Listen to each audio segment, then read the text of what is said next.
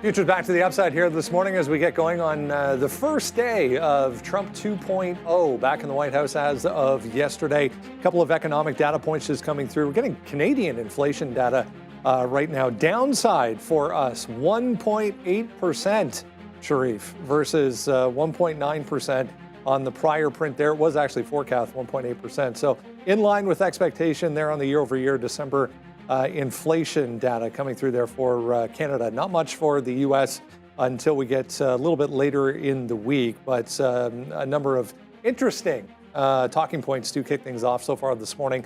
It was a bit of a tech show for the inauguration yesterday with all of the heavyweight CEOs in attendance there on the stage behind Trump. And I mean, what an event that was inside for the first time in a long time. Oh, yeah. Because of the cold. And man, oh man, is it ever cold here. Oh, we got the way worst of it there. Yeah. -5 there yesterday. I think it's like -15 here today. So, yeah, you're lucky we took the brunt of that. Lots to talk about today. Crypto in focus, obviously, as, you know, Bitcoin touched all-time highs, I believe, on the weekend, hitting that 109,000. Apple getting a bit of a downgrade today from Loop Capital, as well as, I believe, Jefferies giving it a downgrade, down 2% already in the morning here. Tesla, Intel, and these social media apps all moving here, Brendo, to start the day, and Schwab reporting better than expected results. So we continue with those bank earnings. Yeah, one of the first executive orders signed was the TikTok executive order, giving them 90 days to come up with some sort of agreement as to how this is going to play out in the U.S., whether they'll, I mean, he was talking in that kind of a press conference last night that he did from the Oval Office, saying that he wants 50% ownership. First time ever heard that. Yeah, for the right for TikTok to continue to operate in the U.S. It would be the first time ever a company's given the right to operate in exchange for a share publicly owned. Yeah. So it should be interesting. Deal. I mean, and he just slapped $1 trillion valuation on it if they are allowed to continue to operate in the U.S. So 90 days anyways for this TikTok story to get settled. But yeah, I mean, Tim Cook was there, Sundar was there, Elon was there, you know, everyone, who's who. And Elon, did you see when they talked about Mars, colonizing Mars, planting the American flag on Mars? Elon couldn't help himself. Couldn't be happier. He couldn't be happier. He was, what a show. I mean, the market seems to like it so far. 0.5% here for the NASDAQ right now, guys. Good morning. Good morning, everybody. It's hard not to be in a good mood for obvious reasons. My Buffalo Bills took care of a little bit of business. I was a little nervous over that game, but look, obviously, a lot to get to. I mean, it's not all roses. Not everything is up, but Tesla looking very, very strong. Bitcoin's pulled back off that high. Like we're underneath 105. Like you got to 109, you're still pulling back a little bit. Walgreens has a pretty bad story on them from Friday with that opioid thing. A little bit, yeah, battle back, but still down 6 points. Intel back in, obviously Intel going to be in the news after what we saw on Friday with the speculation that they could get bought out. But yeah, everything's looking rally so far. Maybe not as crazy we would have expected. Some of the Chinese stocks are up because there weren't any specific tariff announcements there. So I think obviously there's going to be a lot in play, and we get earnings. We get Netflix after the bell. So we had the banks come through. Now we're going to start to get these big tech companies, starting with Netflix tonight. So it is setting up to be a fun holiday shortened week. And not great to see Apple down this 2%, down to 225. So it's getting to be some of those levels right there. We'll check out some of these TikTok tailwinds today with Apple, Meta, Google obviously going to be in play as well. Snapchat maybe could be on play. I have, you know, a big name for me today will be IBIT. I mean, trying to watch out for crypto. 105, well, it's 104.6 right now for crypto. And IBIT right there, I mean, based on where we were on the weekend, down, but, you know, down 0.2 here from Friday. So, again, today being Tuesday, we've had a couple days now to watch out for, you know, the action post-election. Now we're post-inauguration. So, yeah, I still want to get long this. I think it's going to be an exciting trade today. IBIT right now just hovering pretty flat from last Friday. Yeah, but it should be a big one. I like the market today, man, up 0.53. We'll see where it goes. We're a little afraid here in Canada with all these potential tariffs apparently starting in February. Dun, dun, dun. I read, I don't know, Brendan was saying 90 days. I don't know if it's 90 or 75 days. I think The TikTok 75. 75 for TikTok. Okay, so 75 days from today, whenever that is, we'll get something. I feel like we'll figure something out before then. Yeah, But something will get done. Usually it does. That's. anyways, we'll see. Yeah, the Bills versus Kansas City. So now 3 times in 4 years, I think. Yep. We'll see what winds up happening here. Hopefully a little bit better. I mean, Casey didn't look great. But the Bills, I mean, Lamar Jackson, it's too bad, man. These guys, man, fumbling and Mark Andrews there. There's a stat. That's football, man.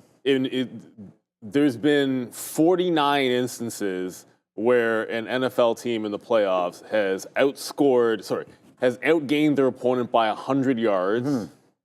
And what was it? 100 yards, and then it was no turnovers. And no turnovers. No, and then that was that Commanders game. Like that game was absolutely insane.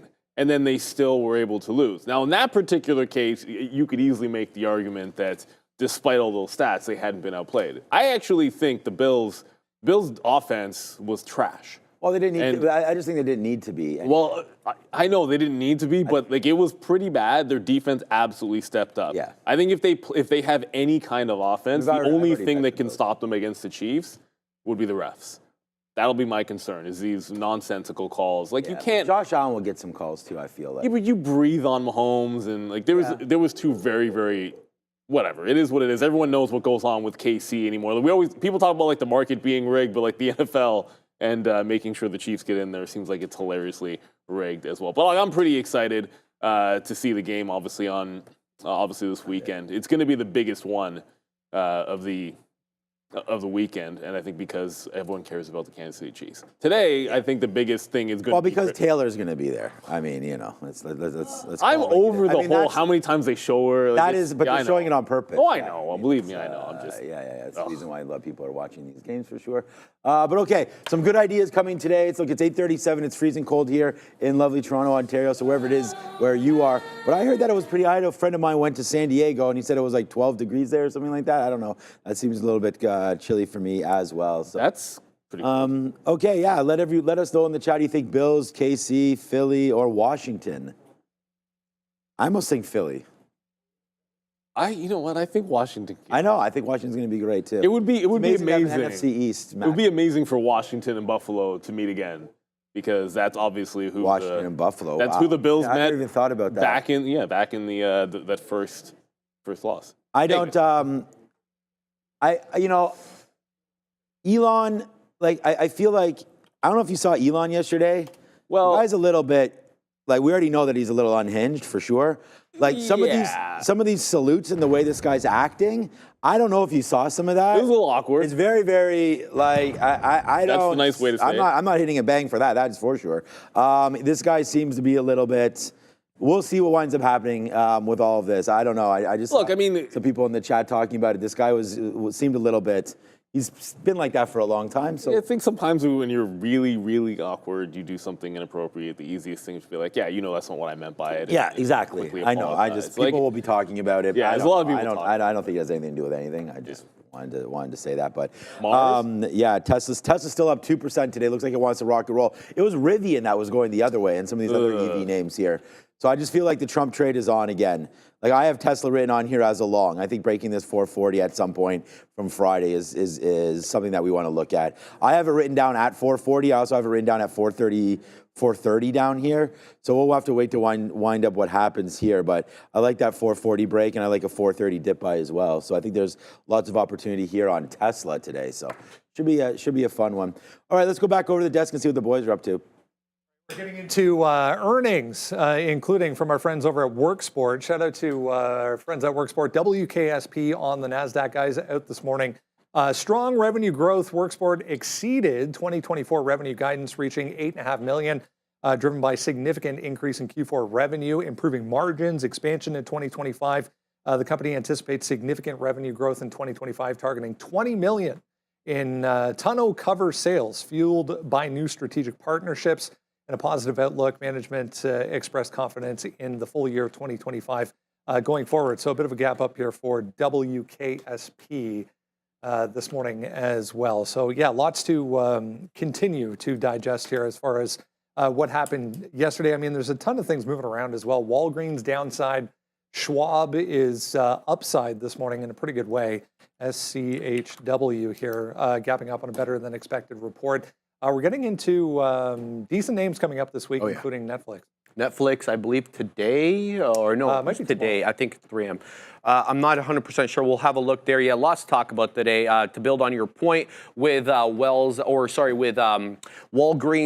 they're looking to face the ire of the government there as the opioid crisis, or they look to collect money to be able to deal with the opioid crisis, basically alleging that they dispensed opioids without due diligence and allowed certain prescriptions to get filled that should not have been filled if they had double checked with the doctor. So we'll keep an eye out on that.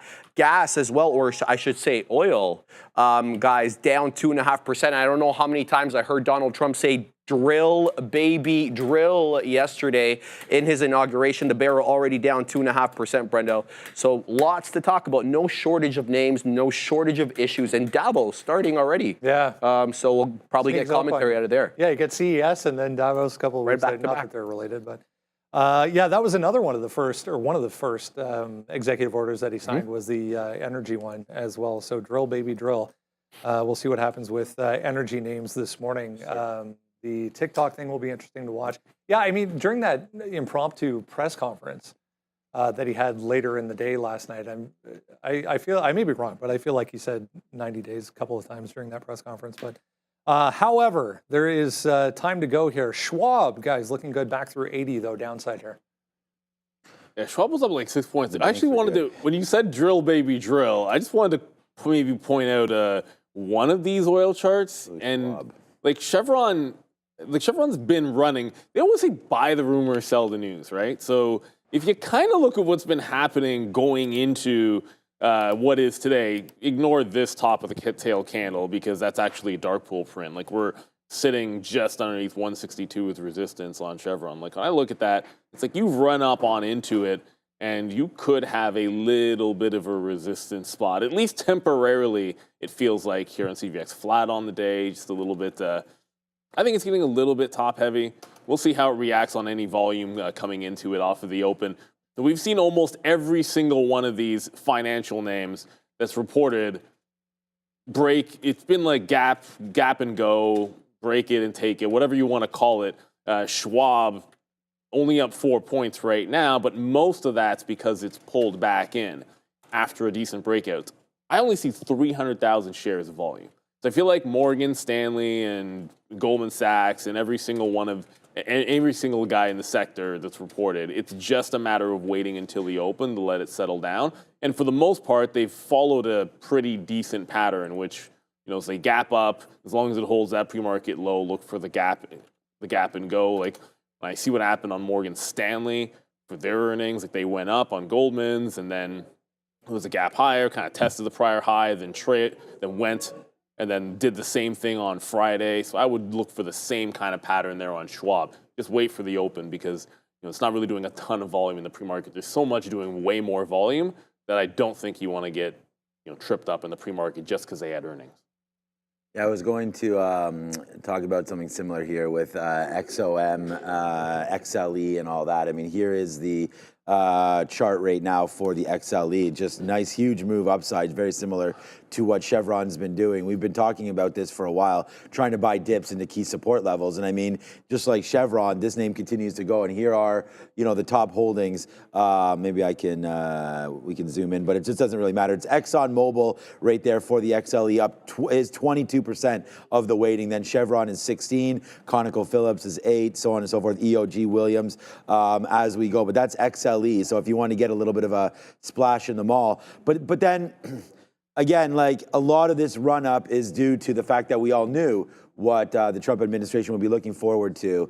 And that's, a play on energy. We were just talking about that whole drill. So we'll have to wait to see if it does make a move back upside here through this $97, $98 mark. I mean, we were just here back early December. And then we had a huge move down and then a nice, basically completely V-shaped recovery back there to the upside. So I wonder about trying to trim some of the oil holdings or energy holdings if you do have some.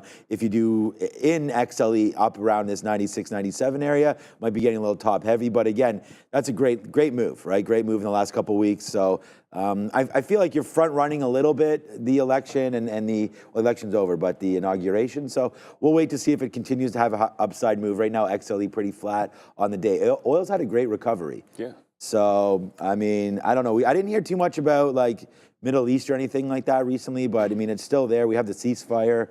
So hopefully it all comes together and we get a nice bump up here in the energy space. And I know a lot of you guys are long. Great spot to get yield and everything like that as well. So we'll get it figured out and we'll go from there.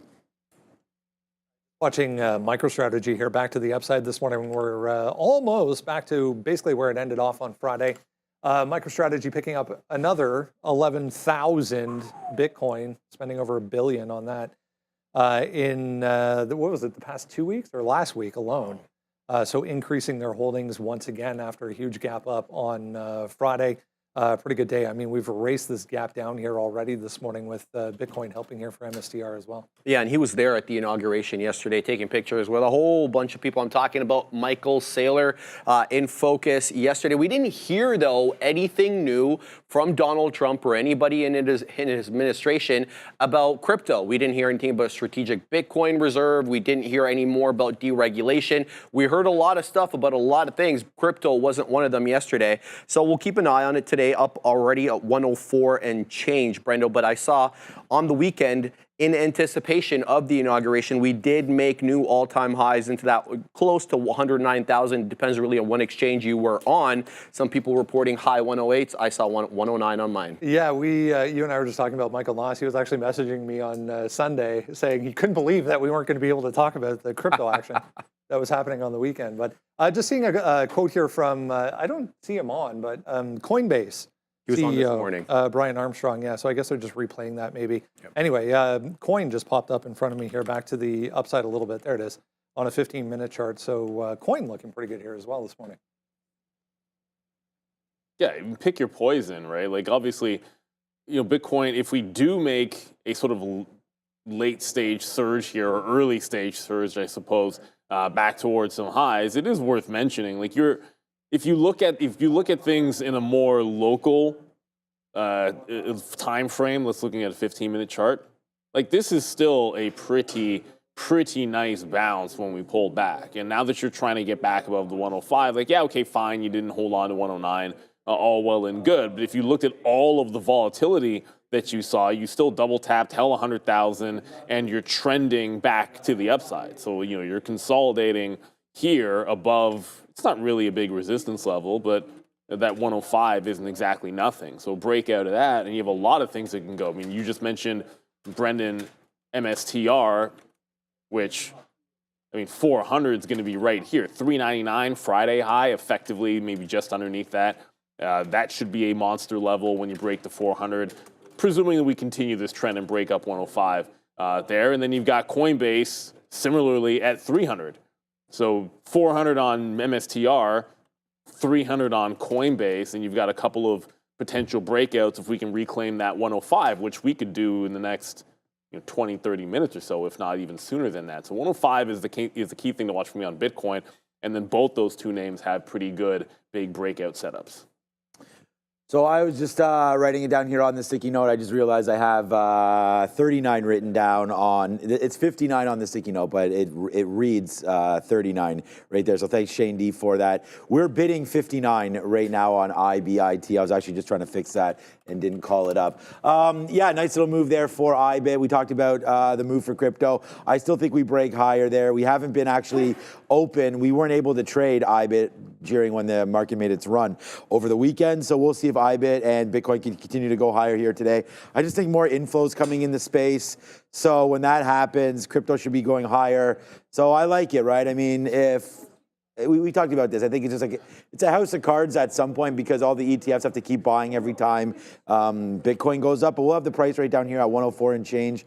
So looking at that, I think we could probably hold it Here's the price for Bitcoin. I like to use the 15 minutes with the 200 period. We sort of talked about that before. So let me just call that up right now and just have a quick look at what we're doing right now. And you'll be able to see, there it is right here, the hold at 104.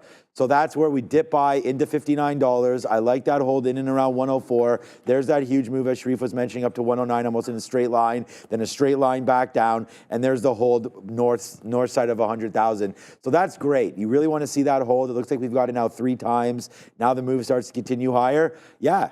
I mean, this is coming back up to here. It's a matter of is it today or tomorrow. I like the stock. I think you can get out of Bitcoin if it breaks back down through 104, but I'd be a buyer and a holder, which I already am. And if you are still long on crypto and you don't want to get out so soon, if we break 104, I like the 50-period moving average then, which is down here at 102. And then if you really lower it down, I mean, that very bottom there, going back to the 20th, which is just yesterday, right down into here, is 99,000. So this little level could be a level that you'd want to look to hold. But I just think, like, if you're going to stop out at 94 or 99,000 right now, that's, you know, it's a decent hit, 4 or 5% hit. So I just don't know if that's the right level. I'd rather dip by into 104 and see if we can hold that 103 area. If not, regroup and then play the 104 break again. So I really like the whole situation. I saw XRP was up today. We will talk about the Trump coin in a couple minutes. I just want to go back here to cryptocurrencies and just show everybody what's been happening. So over the last 7 days, Ripple's been really the big leader there with XRP with 23%. Solana also, as we talk more about different smart contracts, that's up 30% as well. Dogecoin with a nice move. That's really, Chainlink, just some of the bigger plays that have been happening in the top 10. And then, I don't know, I can look on here. I don't know what Trump coin's market cap is, but I'll search for it and find a good way to chart that when we get back. But that was sort of going crazy. Melania Trump also dropped a coin apparently yesterday as well. So I don't know. Some of these names, you got to trade them off different major exchanges. So you got to watch out for that. I think XRP is going to be a good one. Good transfer of wealth, easy way to transfer cash. So is Stellar Lumens. So XLM is another name that could be looked at in the crypto space. I've owned both of those, but don't own either one of them right now. So I've sold out of Ripple. I don't know. No, I don't know. No, Sharif doesn't own. No, I don't know Trump. Just the big ones for me. Apparently, Sharif does. So, yeah. For when I go to El Salvador, I'm gonna use my Bitcoin. But yeah, okay. So yeah, NASDAQ relatively flat right here. Crypto trying to go. Make sure you grab our watch list. Make sure you scan that QR code. See Worksport. Worksport had earnings this morning as well, so you can go check them out. SMCI. Everything's moving around here. Trump coin market cap 7.7 billion. Wow. Okay. Nice little market cap on that one. We'll get a chart up for that for you guys soon. All right, Tesla here coming back in a little bit. I was trying to find there was an analyst move on that with a price target increase. Still up 1.8%, but heads up, a little bit of a downtick there. Intel, another one with a price target increase this morning, just took back $22. Still some M&A rumors floating around for Intel today. Absolutely. It's really interesting over here because it's hitting a 7-week high as of now, driven by speculation, as you mentioned, Brendo, about a potential acquisition and also positive broker action. A lot of brokers upgrading this one. So the chip focused publication called Semi-Accurate broke a story last week. They reported that an unnamed company might acquire Intel in its entirety, not piecemeal, citing an email and confirmation from a high-level source. We're waiting on anything to come out from the company specific to that headline. I was reading an article today that Elon was being floated as one of the potential buyers. We'll have to see how many companies this guy going to buy. Apparently, he was going to buy TikTok last week too. HSBC also upgrading Intel, Brendo, from reduced to hold, but maintaining the same price target at $20. What does Elon need a TikTok for? I don't know. I mean, the guy's got enough on his plate. Like, let's be honest. I just saw some of the quantum names popping up here as well. RGTI, one of those, back through 1030, 1040, I guess it was, that early resistance. Up nicely here after. It was a pretty back and forth kind of choppy week for quantum names. Started off pretty negative, but they did find a base initially. Not a lot of volume behind this, guys, but Rigetti always one to watch. That one's always got, I mean, it's maybe not as much volume pre-market as it's had before, but still, I mean, a few million shares in the Rigetti's doing very well volume-wise. I think that's the one you want to pay attention to. It does, as you said, it found a bit of a base on Friday. It goes Wednesday and Friday, $9.75-ish. So I think that sets you up pretty nicely. Kind of an over-under type of level. You flat bottom break this, you've got a pretty decisive gap that you could put in, or at least reclaim into $6. Not that it would do it necessarily in one day, but I think a simple over-under on Rigetti here. But the other way to look at this, obviously there's a bunch of other names that are very close to breakout prices. When you look at the crypto names, they're very close to breakout prices. You said MSTR and Coinbase, and Tesla's very close to that 440. Well, the same principle would apply here to Rigetti, but it's like 15% away at $12. So as long as it holds on to this 975, I think you're looking for an eventual break back out to maybe make a shot at the next gap, but it might not happen today. That's a hefty percentage. It could do it. I mean, Rigetti's moved that much before, but there's other names that are more adjacent, I think, to breakout prices. So you've got the support from Wednesday and Friday, at least initially off the open. I wouldn't fight anything under that price, and maybe we break it out later this week. Who knows? But it's Rigetti, so I mean, that could also mean like 11 o'clock. Yeah, I like Rigetti. I like some of those plays. We've had Rigetti a couple times, and I was just looking at this stock, and I just think that $10 level, even though I know we danced around it there on Friday, I still like it. I still think it's going to be a holder. You know, I always look at the 200 period moving average, and it's right there at $10. So I really like that. You probably have to pay for shorts. I didn't do that, so maybe we'll go in and pay for it. But you can see when the trend changes, like, again, pretty choppy there on Friday, but at the end of the day, the trend was down. So I would probably try this $10 one more time here. Looks like it's been holding, so that's a good spot. But if we break through 10, guys, like, I don't really even want to wait for 975. I almost think the bottom could possibly fall out again on this, and then we'll wait to see about a $6 long again. I was long. In one day, we went 6 to 9, or yeah, we got out at the end of the day. That was a very kind of a lucky trade because we wound up holding that 50-period moving average right there, and there was the break up. And then right here, we're just now trying to get through. So I'm actually not super excited about a long until we break above this basically $12 area. I mean, that would be great from here. You're looking at like another 15, 20% from here. So as an investment, I mean, breaking through 12 would be great. But I just, like, this to me looks slippery. So I would, I'm almost thinking about, I might have to go in there and pay for shorts. I actually really like this 975 break down now on quantum names. So Rigetti's still up. Let me see what QBTS is doing right now, QBTS. I just want to see, make sure that you don't necessarily want to go short one name if the other ones are popping. So this is only up 2%, so that's probably pretty good. IONQ. IONQ. This was another name that we've really liked in the past as well before. So what's this one up? This has been the one that's been holding the most, okay, almost down. All right, I'm going to go and pay for some shorts here on Rigetti and make sure that we do watch out for that 975 break. I mean, sometimes when you do zoom out, it looks a little more obvious than before. So that little like 1150 kind of break high, that would be something. I'm not specific on the price yet because we're not there, but that's 975. Right here, if we're going to trade in this range, we're going to say forget about it for a day trade, and then that break down there could get us to this level here, 825. I think there's like $1.50 or so of a downside move, which is a much better play, I think, than going long and hoping that that breaks. So we'll wait for that to happen, or we'll wait for this to happen. But Rigetti today, pretty patient. Let me just try with 100 shares.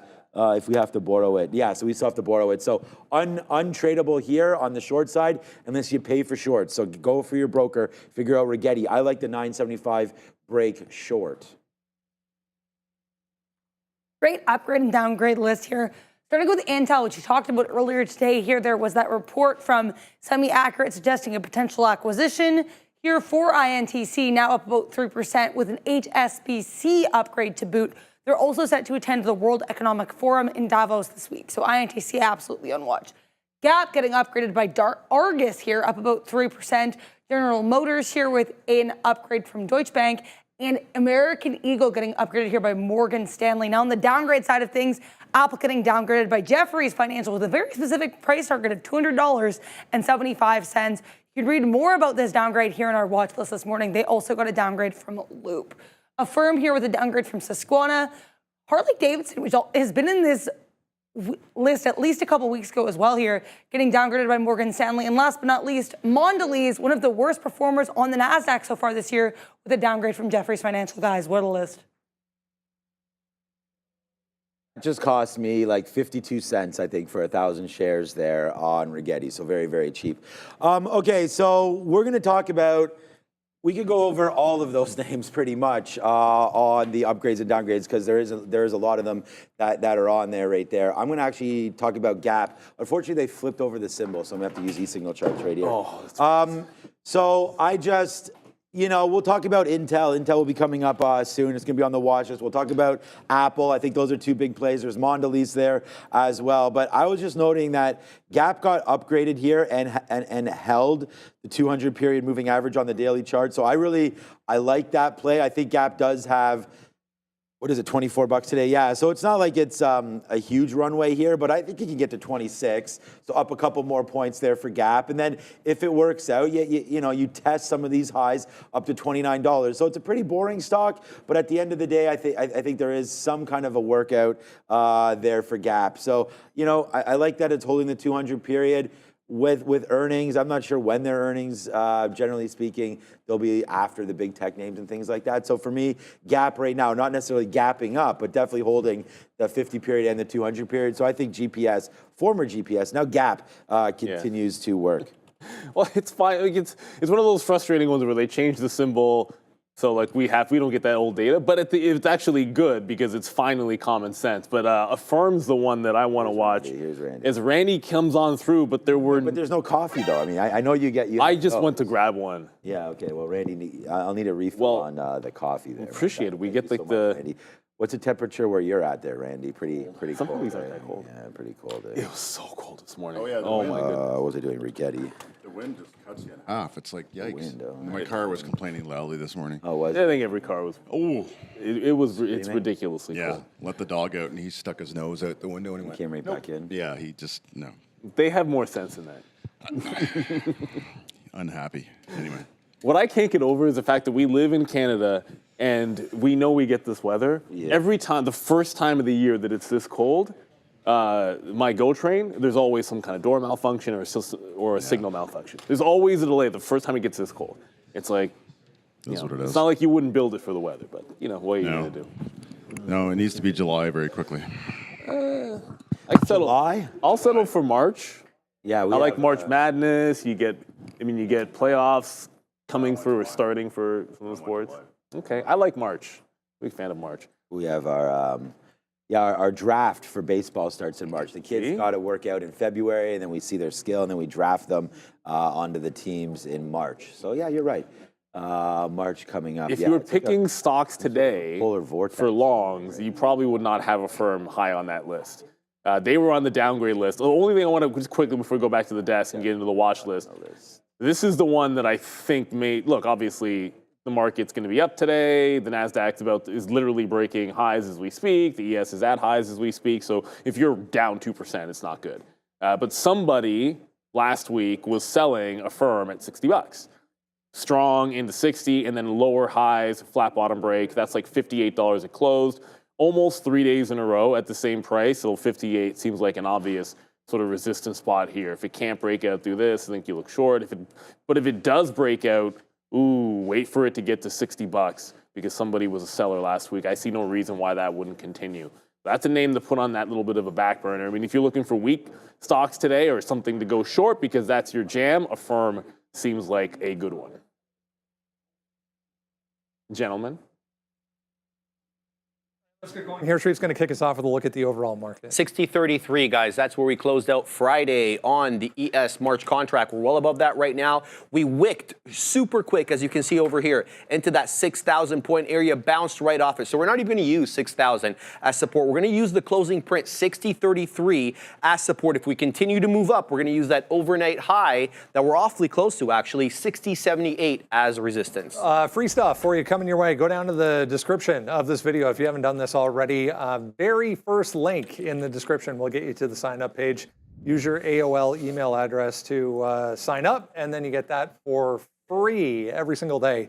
Has everything you need to know in the pre-market sent right to your inbox every morning. Here's Coinbase, 0.8%, as we were mentioning. There wasn't much reaction to that. There was some comments from CEO Brian Armstrong on CNBC this morning saying they and obviously embrace a crypto move, whatever it turns out to be from the U.S. government. So we'll wait to see on that. Here's this move, though, on the weekend that you were mentioning, up to 109 and change at the high, new all-time highs. We've been floating around ever since then. I mean, climbing our way back above 104 for Bitcoin this morning. Yeah, I wonder if we range now between 100 and 110,000 like we were ranging between 90 and 100. So we'll have to wait and see how this all pans out. We'll obviously look at it on Friday. Lots to talk about with respect to crypto, or maybe not talk about, especially yesterday. Crypto was absent from any mention from Donald Trump, whether it was initial in the inauguration, Capital One Stadium, or the balls that he had later in the night. I didn't hear anything specific from him, and I was watching most of the time. Now, here's the deal. Melania Trump as well as Donald Trump released their own coins, Brendo. The Trump coin and the Melania Trump coin, which had huge moves, but they also had huge down moves as well. Trump coin dropped 26% in 24 hours, and Melania's Trump coin crashed 54% within a day.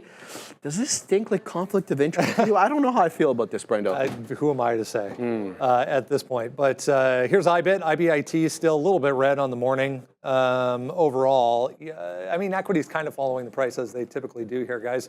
Not a lot as far as storylines here. I was just looking up the Trump coin. Looks like it fell. I mean, from the top, that's like, if this is the right chart, you guys let me know.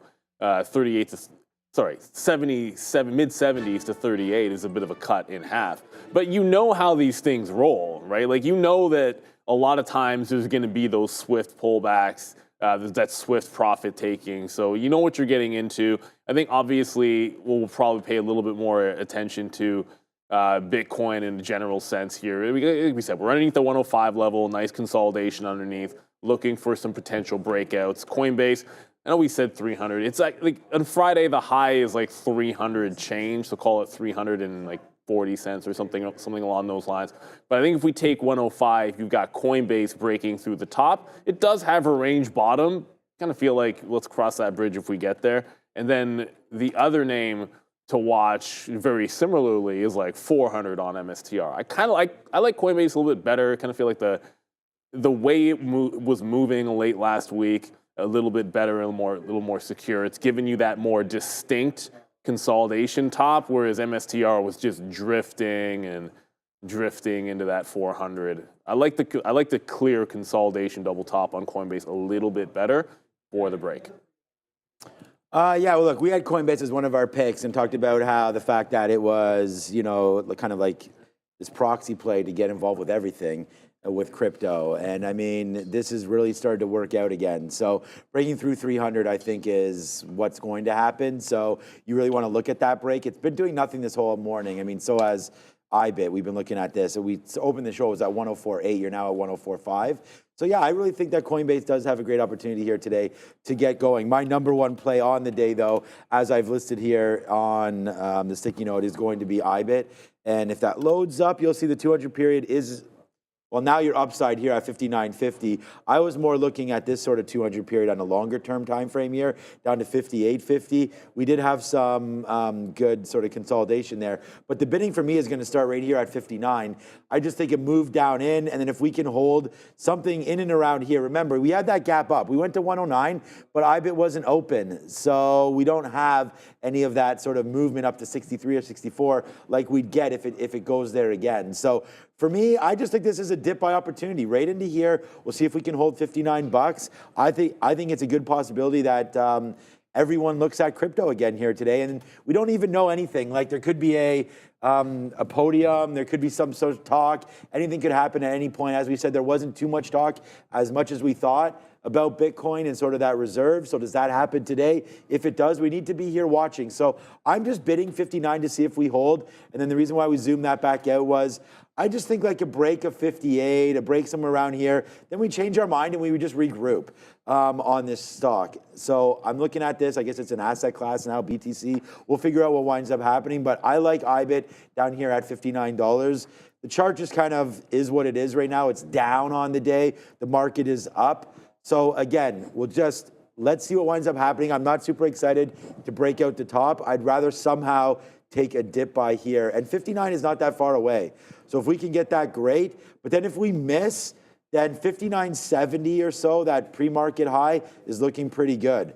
I would say we almost just take a pre-market break of this and play the momentum long side. So crypto has to be taken by me today at some point, I feel like. So it's either going to be this 59.70 or a dip buy into 59.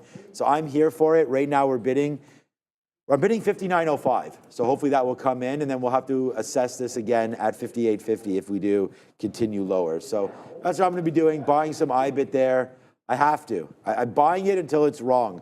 So I just want to play the momentum. It could be a huge runner today. We want to be long on crypto. All right, let's go on to Apple. Pick your team here. Jeffrey's with the downgrade on Apple to underperform, lowering their price target to 275.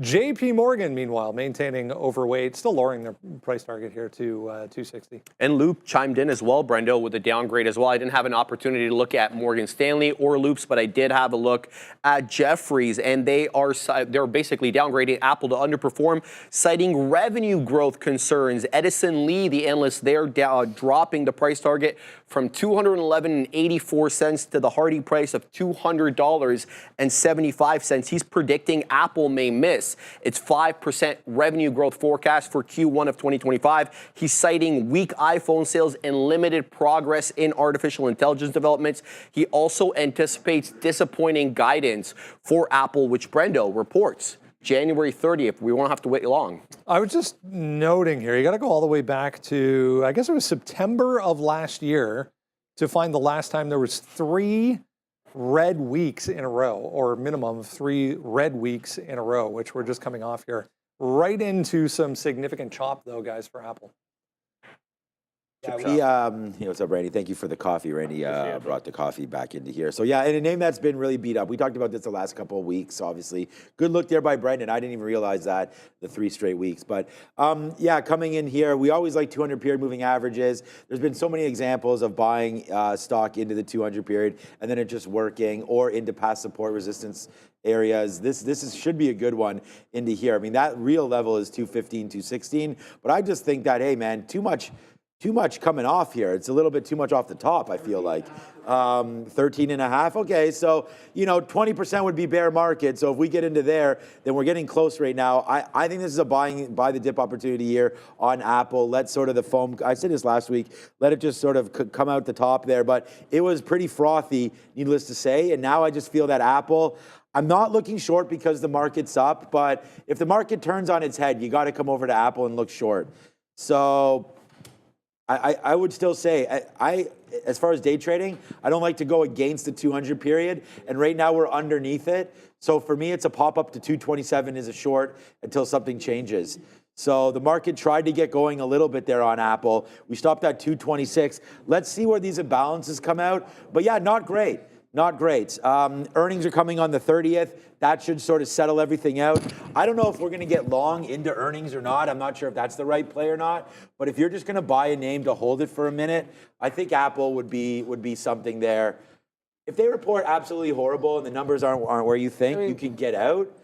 I worry. I worry about that gap down 4 or 5% one day, and then an epic flush. So let's just wait to see what winds up happening there. I'm a buyer in and around that 20 period moving average, which is like 220. So it's not that far away. Yeah, and I think even if it loses that, if you zoom out far enough, it's a hard time not thinking you don't have support at like 195 to $200 on Apple. When you zoom it out really far, again, it's just it's the August low, prior triple top. So I feel like if the buyers aren't at the 200 period, they're certainly going to be in there at 200. It's not the kind of stock that goes parabolic to the downside, but I just look at last week's lows, I should say, and trend continuation. If we can't get back up through $228, then shorts in front of that are going to make sense. You always want to have some ideas in either direction. I think, obviously, until proven otherwise, man. I think recently Apple's just been a good short. Even yesterday, even on Friday, like if you had that same notion that, hey, okay, fine, it's trying to bounce in here, it's a short till it's not. Well, it pulled into a prior resistance level and then just started making lower highs right away. So if it does that kind of a pattern, you just got to wait out a bit of a pop into a bit of a strong market there. As long as it's under 228, I want to be looking shorts in Apple. That's the first spot I think we take it. All right, Intel back to the upside here this morning, 2.3%. Huge move on Friday on more and continued. Speculation that there could be a buyer lingering here for INTC 22.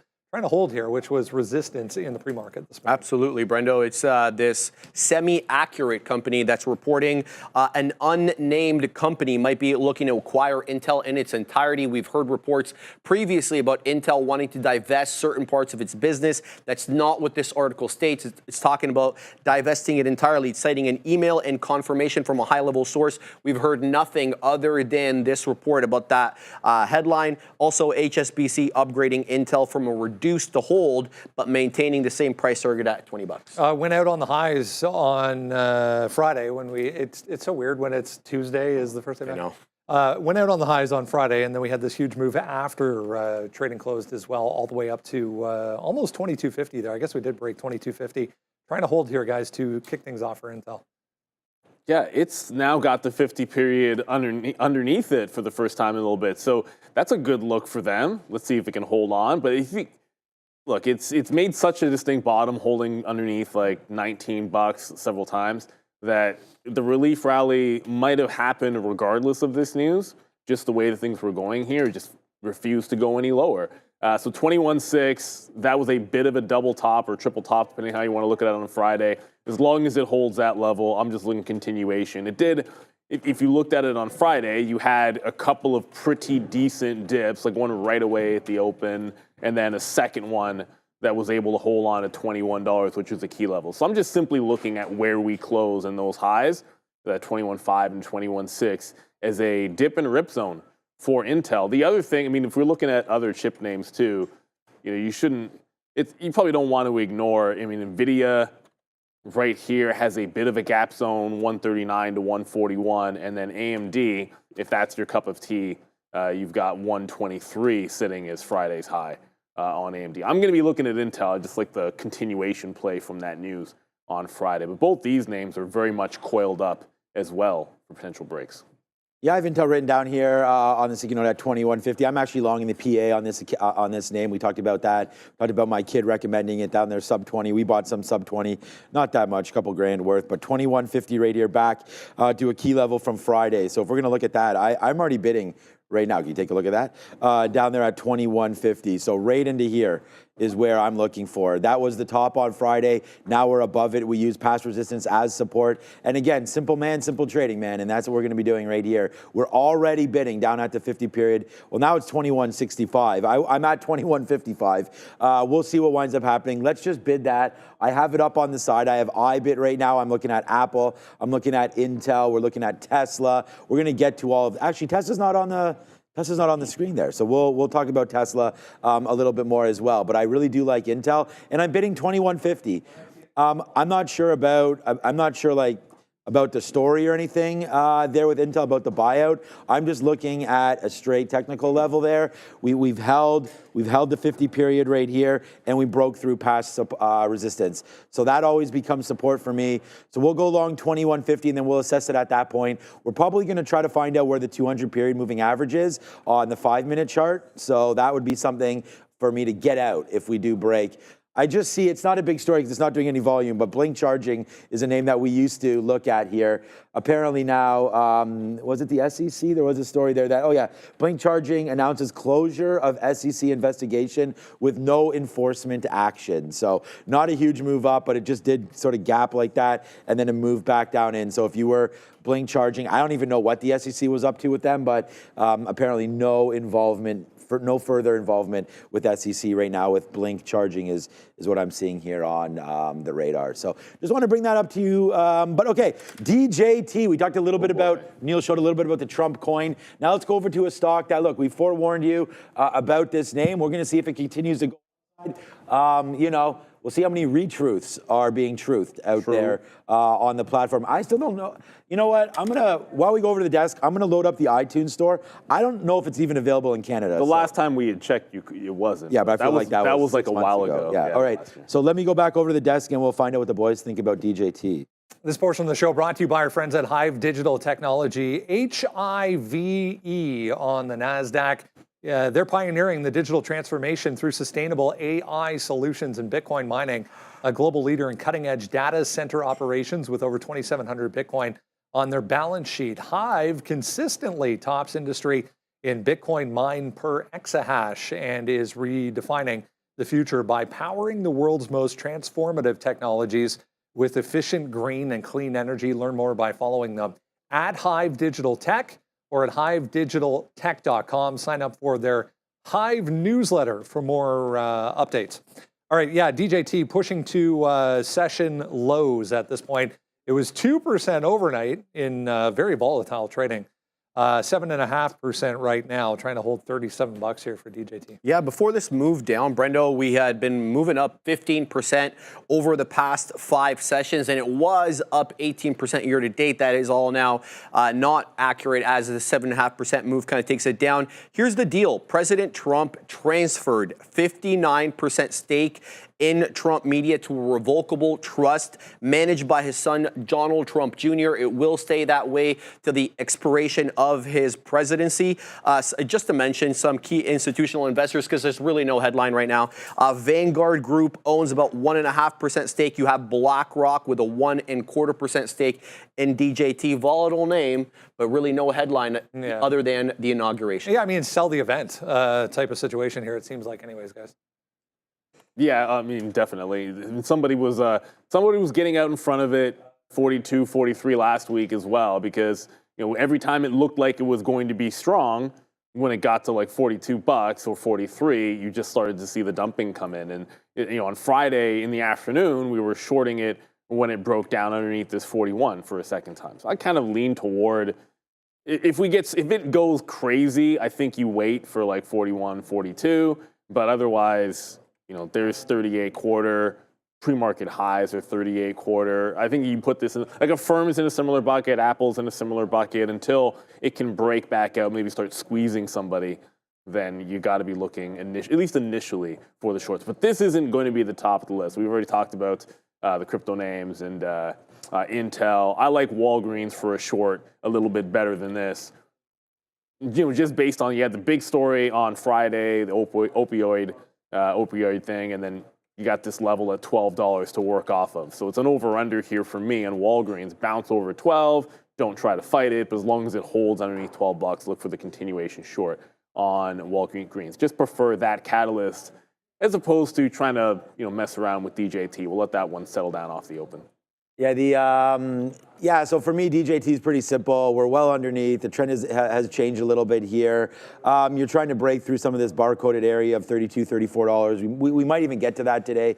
If you're going to go long, look at it sort of hug this 50-period moving average right here. So you don't really want to be in it when it breaks, right? We saw what happens when it breaks. It breaks, and then it breaks again, and then it breaks higher and absolutely rips. So this 50-period moving average has been pretty key for DJT right here. So I would say this is $34, man, 34, 33. Like, that's where the danger zone is, but that's also where the buy zone is if you believe in it. So I'm not, I think you can go both ways here on DJT. You can come into here, it's a big support level, boom, to the upside. I just looked it up. I think we can download True Social now here in Canada. So that's good, I guess. More coverage for the stock and more coverage for the space right there. This is the coin. So here's DJT. Neil already talked about this, $6 on January 17th. Moon's up to 70 and now comes right back in. So we're going to go over here just to a 24 hours. I mean, again, it's going to be pretty wild ride on this coin. Still doing some decent volume though. When you look at it, $17-18 million worth there of volume turning through, yeah, it's about right. So, lots of stuff happening right now. This is just a 24-hour chart, but if you're looking at a maximum play, I mean, I guess you're looking at $30. It's just so brand new. I don't know, like down 28% here. There's also another coin, Mega, that I was looking up as well that could go. And again, I'm just bringing these up, not as investments, but just obviously as stocks here. If we go over to 3 months, this has been a little bit longer of a coin, but you've seen sort of the action here. You get all the hype happening as we run into, obviously, post-election, but into the inauguration, and then boom, right down there to the downside. So watch out, man. This is not like a dollar that it has to hold, but it's been down here before at $1. So I would say watch out for this, man. November lows are about $1, December lows are about $1, and right now you are definitely down here at $1. So just a couple coins there, Trump and MAGA. I don't trade either one of these, nor do I hold them, but those are names that, you know, I know a lot of you are looking at. And we did get a super chat about that, so I just wanted to thank all of that. We can just go into here. I know we missed them. I want to thank Bears vs. Bulls for always bringing it up to us, but there's fan funding, and it's on easy media. I don't, you know, if you're talking about that Trump coin, it sort of is what it is. You know, these coins are what they are. I remember back in the day we had McAfee was pumping coins, getting paid for them, and was shilling them, and then would dump them at the highs. You know, just try to figure out what projects these stocks are on, these coins are on, and if you believe in them and you believe that the coin is actually funding that, then go for it. But for me right now, I'm going to stay away even from a DJT until we get down to 34 bucks. All right, 5 minutes left right now. Just a little quick look there. We did have those imbalances come out. NVIDIA comes as a buy, so watch out for 140 now on NVIDIA. Look at that gap. It was just 138, gapped up 50 cents there on NVIDIA. There's some talk about SoFi at 17 on our chat. Well, that just gapped up right there. SoFi looking to take out $17. SMR, let's freaking go, SMR. Right now, over $10 in the money on this name as well in the old account. So that's going to be a good name there. Apple, oh boy, continues with the sell side. It's gone, but it was just a sell side there. Palantir with the buy. Let's go Palantir. Let's ring those registers at some point too, as Palantir catching bids. So yeah, pretty interesting. QBTS, always on here, not doing too much. Morgan Stanley, what a great run that's had as well in the banking space. So, hey man, lots happening. And speak of the devil with the banks, we've got a big one there, bouncing off of a great support level. It's Charles Schwab trying to take out highs, guys. Might be the imbalances here too. I just saw Coinbase took out the highs, ripping up to $300 right now for coin. So just a heads up, volume alert just went off there for COIN. Yeah, let's talk about Charles Schwab. As we said, there's going to be, my screen is not cooperating. There we go. Going to be some decent names as far as earnings this week. Netflix after the close tonight. We get Schwab here this morning. Was above 80 for most of the pre-market here. We're back below right now, but decent report for them. It was a beat everywhere, Brendo. Net income about $1.84 billion. That's up decidedly from the $1 billion that they printed last year. Adjusted earnings surpassing analyst expectations. Likewise with revenue, $5.33 billion is what they printed, exceeding the 5.2 the street was looking for. And the key drivers of growth are quite simple. TD Ameritrade integration. It obviously was picked up in 2020, but they continue to kind of integrate successfully. There's also record net inflows to managed investing solutions, about $115 billion in core new assets and $370 billion for the entire year. Positive client cash trends as well, increased engagement and trading activity, Brendo, important to us, up 11% year over year. Yeah, typically not one that you classify as a day trading stock, not terribly volatile, but back to the upside here. We're right at key levels here, guys, for Schwab. Yeah, maybe look at the 50 period on the daily there for Schwab at like 77 change. I think it's incredibly thin, so definitely not a day trade as we were mentioning before with some of these financial names. So yeah, about the 50 period would sit on the daily somewhere in this range here, just underneath the $78 level. I think if it holds that, you look for a continuation play. That's what the other banks have been doing. But as you saw on that 925 bounce, you got a host of names heading to the upside. I mean, the NASDAQ's starting to come back a little bit here. I got eyeballs on Palantir, and let's just zoom it out a little bit. 72, it's actually 72.40 here. 72.5 is a nice round number, but 72.40 support, the resistance, the Friday's high. So you bounce off of 72.40 looking for longs and a bit of a continuation. It's got a nice little roundy face here, so rounded bottom on Palantir. We'll see if it can go up 2%. Relatively strong compared to the market. I just saw we got over 105K and back down underneath 105. Whoa, Apple went for a little bit of a dive there. Dive? Yeah, well, there was. Yeah, the NASDAQ imbalances not even that big.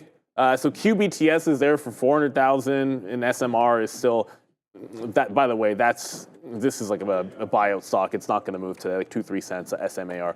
But Apple just did this at the open, a couple of dollars to the downside as Apple continues to look weak. Tesla actually also just pulled back going into the open with only 1 minute to go to start the week here. It is Tuesday, so if I say Monday, you guys know that I mean Tuesday. It'll happen a few times here today. So Palantir looking dip by, Walgreens I'm looking short off of the $12 level.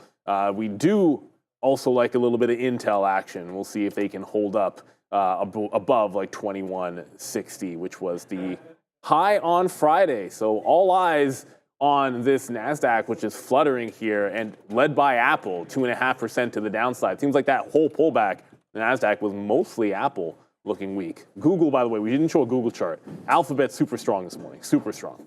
Yeah, you mentioned that before. With only 15 seconds now, we'll have a quick look at everything as we go. But right now, 15 seconds ago, I'm on Intel to start with. I'm on IBIT to start with. We're on Tesla to start with near 4:30. Lots of stuff happening. Let's get over to the screen now to show you the opening bell. 3, 2, and 1. And there it is. Thank you, Adara. We are now ready to rock and roll. We're watching out for IBIT and for Intel. Intel down here to $22 market. Welcome to this post-inauguration market that we do now have. As IBIT trying to go, Intel not doing much. IBIT, we're watching out for that 105, as Brendan just indicated there. I'm into something already. What is that? Oh, I'm into Tesla right now. 430. So a big dip buy. We did write down 430 that we wanted it. So let's see what happens now. There it is, a dip buy into 420. Remember, we do not do this on Tesla. We do not sit there and absolutely load into shares right off the jump, because look what's happening. What is right happening? now? Yeah, nice move down into Tesla right now into 427. So as Neil says, what is happening? We wonder the same thing. Nice dip down into this. Intel's ripping. Intel's ripping. Okay, well, that was good. This is not good for us right now. Watch out for 425. A break of 425, and we'll get out of this one. It'll be fine if that winds up happening. We're not layered into this yet, but so far so good here. If you're looking for the dip buy on Tesla, we're long at 428.40s. So we're down about $1 right now. If it's a little bit too much for you, then back away. But right now, Tesla, we'll have to wait to see what happens. Here comes 425. What so now is it's getting a bit on with much Tesla? for us right now. Down to 425. I didn't want to hold it too much past 425, so let's see some of the dancing here. But there goes 425 on Tesla. So let's be careful here, as it is bleeding lower, guys. Yeah, watch out. And here comes Palantir as well, starting to pull back into that 72.5 zone. Looks like, it just tagged 72.6, 72.7, sorry.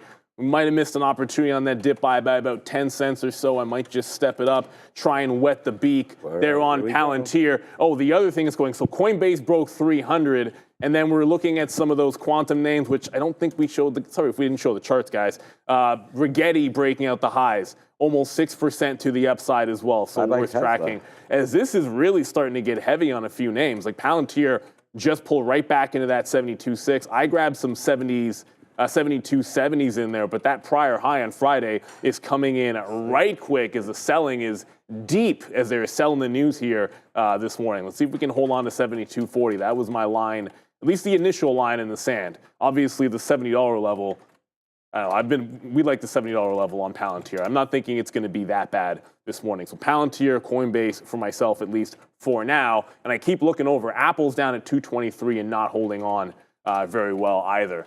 Incredibly big move to the downside with the ES and the NASDAQ not doing a lot. Yeah, IBIT's coming back in as well. We said to watch out for some of this euphoria right there off the open. So we're back into Tesla, but we did get hit. So we got out. It was a fine hit. I mean, we talked about chasing these sort of falling knives. We didn't have enough shares. We still wind up losing it. It does break that 425 area, so we wind up getting out.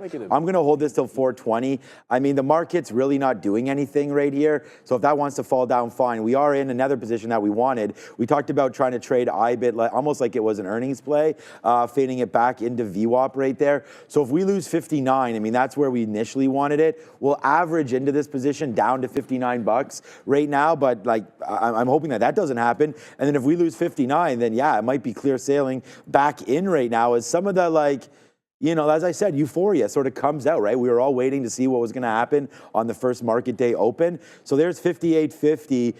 That's going to be a good level. We'll take some at 59, then maybe 58.50 we wait to see, but I don't know. Does crypto even get that low right now? I'm not even really worried about it. It's more trying to see what happens here on Tesla. Okay, here we go. There it is. So there's the break of 420. What the so heck is going on? We probably won't try that again. We'll slap a fail right now on Tesla, which was up 2%. We like the long. We tried it, but the long is wrong so far here today on Tesla. There goes Palantir. Upside, hopefully? No. Oh, downside. It's through 72.40. Got a little bounce, got back to the 72.70 level. Okay, might have just done a bit of a wick bottom, but my first line was at that 72.40 level, which it just took and got down to the quarter. So time to regroup a little bit. It's hard. I'm looking at Tesla fall, and I can't remember the last time I've seen that heavy of a candle. I'm going to throw that up on a side chart because I didn't have it up before, but I'm still going to eyeball this same level here. Looks like we just caught the bid off 72.40 on Palantir. Come on, close this one above, and we'll go back into the long. That is a heavy, heavy bleed all across the place. Apple's down 3%. I'm going to get over to, at some point, Alphabet for you guys in Rigetti, but got to eyeball. Like, Rigetti's going absolutely nuts. Got to eyeball this Palantir. I think it might. No, Rigetti's up 13%. Okay, so a bit of a missed opportunity, I think, on Dave Rigetti here. Well, not Dave Rigetti. You guys know what I mean. Yeah. Wow, what a move.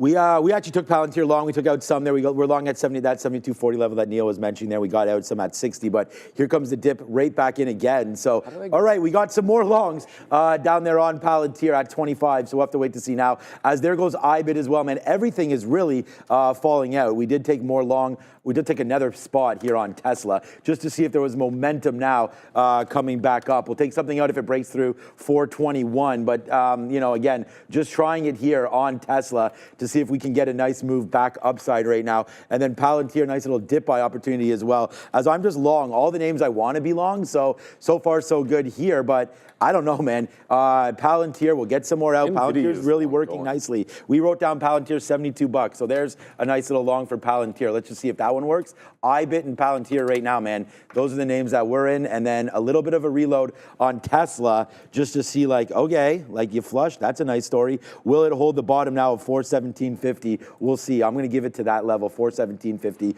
on Tesla. Maybe we get a monster back upside. Yeah, it's wild on Tesla. Just before we go back over to Palantir, doesn't look like it. Intel's holding VWAP looking pretty good, but the chip name that's got to be on the radar, like, wow, there goes NVIDIA. Intel didn't give you the dip buy level we wanted. It doesn't really matter at this point, but NVIDIA could track to $140. When the market's looking weak, you got to be able to identify relative strength early. If we hold on VWAP, great, but I'm looking at the prior high here on NVIDIA. 139 was resistance. AMD is doing a similar move, but it hasn't broken out the high just yet. So I think you've got some strength in a couple of chip names. Like I said, Intel might cancel the dip buy in the 21.6 and see if it can't hold on to VWAP as we speak. So I'm back into Palantir, and wow, Tesla, it's hard not to look for a mean reversion play here. You don't very often get that kind of a heavy candle, set of candles to the downside. So I'm just going to do a little zooming out here, because Tesla, 410 is sort of obvious, and 415 would be that spot. 415 was a bottom from Friday. So any mean reversion set up off 415, and I'm just going to look for the break of the trend line punch long. So Palantir, now it's back to that 73 level. So that's starting to work out and bounce nicely. But Tesla, 415 and, whoops, I meant that for Palantir. Yeah, let's go Palantir. Obviously, this is going down. 415 and then 410. All I'm looking for is a break of this heavy, heavy trend line here in Tesla. Is they're really selling this one off. Yeah, Adara? Adara? Oh, sorry. Adara? I don't hear it. Just a quick little temperature check here on this market. Google pretty strong here, up about 2%. They did pull a little bit back off the open. And what I'm seeing here, beyond the fact that this one could be on watch with a TikTok tailwind because of YouTube and YouTube Shorts being a potential beneficiary of TikTok being banned, we also, though, have the fact that Nancy Pelosi purchased apparently 50 calls in both Google and Amazon, valued at around $250,000 to $500,000 for each. So starting to load up here for GOGL for Nancy Pelosi. Also, Walgreens Boots Alliance on watch. WBA down about 8.5% here. This name is, of course, on watch after we had this report, or basically the Justice Department announcing that they're going to be suing WBA, believing that the company actually contributed to the opioid crisis by knowingly filling prescriptions that were not medically necessary for opiates. So keep an eye here on WBA and GOOGL. And just so you guys know, no economic data today, so nothing at 10 a.m. However, Donald Trump is scheduled to speak at 4 p.m., guys. Back to you. All right. Yeah, let's go. Let's go, Nancy. I mean, basically, I'm long both those names pretty heavily. Those are two of the largest spots for me, Google and Amazon. So we like those for potential there. All right, man. Palantir, I mean, out at 73. I mean, finally we dropped down some money there for PLTR. I mean, that was a good take, right? 72.25. We just got out at 73. 73s, so that was a good one here, and hopefully we can make that move back up to the upside right now on PLTR and continue its march, right? I mean, that would be the stock. You're up 1.35% right now. Let's see if Palantir wants to continue to work it out. Okay, so there goes Tesla. Just took down did it take 415 there? 414? Yep. It just broke just now. Yeah, okay, so we weren't long. I thought maybe that was a false break, so I did get back long into there. It looks like it's trying to do something down here, but yeah, it's been, you know, a hit, obviously, of a day right now for Tesla, as I'm just trying to think, like, hey, is it worth at some point trying to, like, see about this long? You know, like, that's kind of like what I'm trying to test it, down 3% right now. We were able to make a little bit back on that move, but that last little take there was a long and a dropout. So we're going to have to let this thing try to fly a little bit back now. We're just long at 414. We're not down a whole heck of a lot. I mean, if this can get back up into like the 417-ish area, then we could have a little bit of a winner here. But for right now, it is it just broke again. Okay. So there goes Tesla. I mean, do you try 410? Like, I don't, everything else seems to be doing okay. Crypto's coming back in as well, 103.4 right now, coming into IBIT. So we're waiting for that 58.50 level, as it's not working out too much here for Tesla or for Palantir or for anything long right now. I mean, maybe Google is. It's all shorts. As we speak, even Palantir just pulled back right into the quarters. Here's quickly, guys. Google lost $200 here just now. So you have a bit of a, whatever you want, a rejected breakout, fail of the $200 even dollar level. They're going. I mean, I hate myself on Walgreens because, like, Walgreens was an easy just sit in the short, I suppose, but I tried to get it off of those pre-market highs. Maybe next available pop. It's not even seeming like it wants to do that for us. Palantir is holding on to the bottom for now. It broke the 40, then immediately regained it, gave you the track back into 73. I covered some more there in front of VWAP on the way back down. Now it's got a double bottom here at the quarters. So it's kind of like that last ditch. If it can't hold that, you got to be able to get out of Dodge. But this is a nasty, nasty reversal on a host of names. As we're looking at them. NVIDIA, which was one of the strongest names out there, just broke the pre-market lows. So NVIDIA was cruising and looking absolutely fine. It just broke the pre-market lows heading back into VWAP. There's not a heck of a lot that you would have seen that looked strong, that's staying strong. I mean, Intel's still above 22, so it's one of the only things out there that looks like it's holding on to some strength. That if it can manage to hold this through the open range, I'd probably look for, I mean, right now Palantir's holding, but Intel 22 still looks pretty decent. And I said I would take 415 and 410. Well, 415 happened on Tesla. There's the bounce on 410. And it is about to make another test to the upside. So I'm willing to take these shots, but let's see it break that trend line as well. So far, it's only Palantir and Intel that are holding up. And even then, they're not holding up that well. The Nasdaq's barely green after that 0.5% we were up at the open.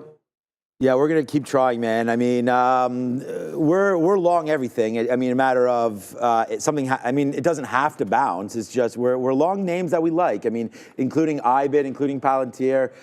So yeah, I mean, things have been worse for me, but they've been better as well. There goes Palantir. Are we getting this? I'm waiting right now at 75 for PLTR, hoping that we can get that. Okay, there it comes. Give me it. Oh, we just missed it. Oh wow, that's funny. Okay, it went to 72s. All right, we'll take a 70 there. We still are waiting at 75. All right, IBIT, man, we're up on IBIT today. We haven't taken a hit on it yet. We just covered some. We are flat right now on our trade with IBIT, everything all considered. So we need to get this name back to the upside. Breaking through 59 would be a nice little level there for us on IBIT right there. So we get some out. There's that 58.50 level. I mean, we bounced off of it pretty clean right there, right into some past support.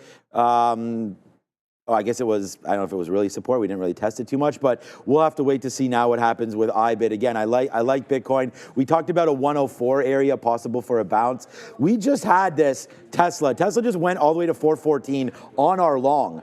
So we were 250 in the money, but that's not enough. We want this to go again there for 215 to come into play, 415 to come into play. But there goes Tesla breaking back down below 410 again. So Tesla continues to get busted, but I guess it reloaded. This is a serious bleed. Yeah, serious bleed. I just keep on trying to test it. It's IBIT that's actually working for us. What's up, Adara? Keep an eye here on XYZ. This is the new ticker for SQ. So just to let you guys know, Block Inc. has changed its ticker to XYZ. They're trading on the NY, up about 2%. Not a ton of volume on this, but just be aware here if you're looking for SQ and can't find it. That is because you need to type XYZ, though again, it's still on the New York Stock Exchange. It's also worth noting here some updates in the world of tariffs.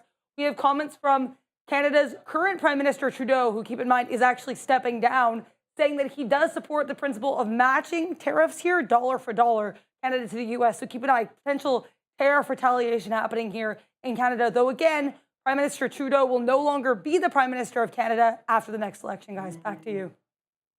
Well, yeah. So I think we understand how this tit for tat and how it'll happen, but let's just let that one play out. Palantir is making a bit of a bounce here. Thank you for reminding me. I didn't change my quote board for Square as well. So XYZ, kind of an annoying symbol, but I get it. It's the 3 dimensions and it's a cube, so do your thing. Nerds of the world will unite for that one. VWAP is a bit of a problem right now on Palantir. There was one push into 73. Everything else has been underneath VWAP, so got to try to take some profit out in front of VWAP.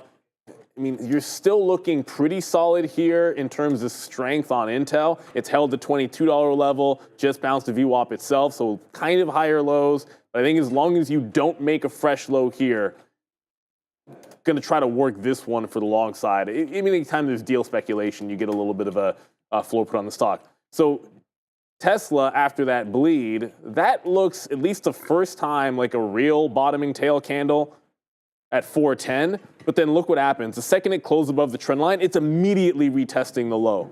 Like, the bid is incredibly heavy here. It's almost like it just needs to close above 4. Close this candle above, maybe get a local breakout of the prior bar high. So Palantir, Intel, still holding on. It's Rigetti for everyone out there. So shout out to anyone in this one. It is going absolutely nuts. Now 30% to the upside on Rigetti is the quantum, I don't even know what to call it, the quantum craze. So yeah, quantum craze just absolutely continues. Broke the 12. You have a huge gap fill into like 14 that it's trying to put on right now. So Palantir holding well nicely. Let's see if it can get back into 73. We just got some out in front of VWAP. We'll look for the 73 level and then just continue to try the dip buy where the support has been able to hold here on PLTR. Yeah, Palantir will be obviously a positive stock for us here today as we hope that it can keep on going. We just get another piece out there as well.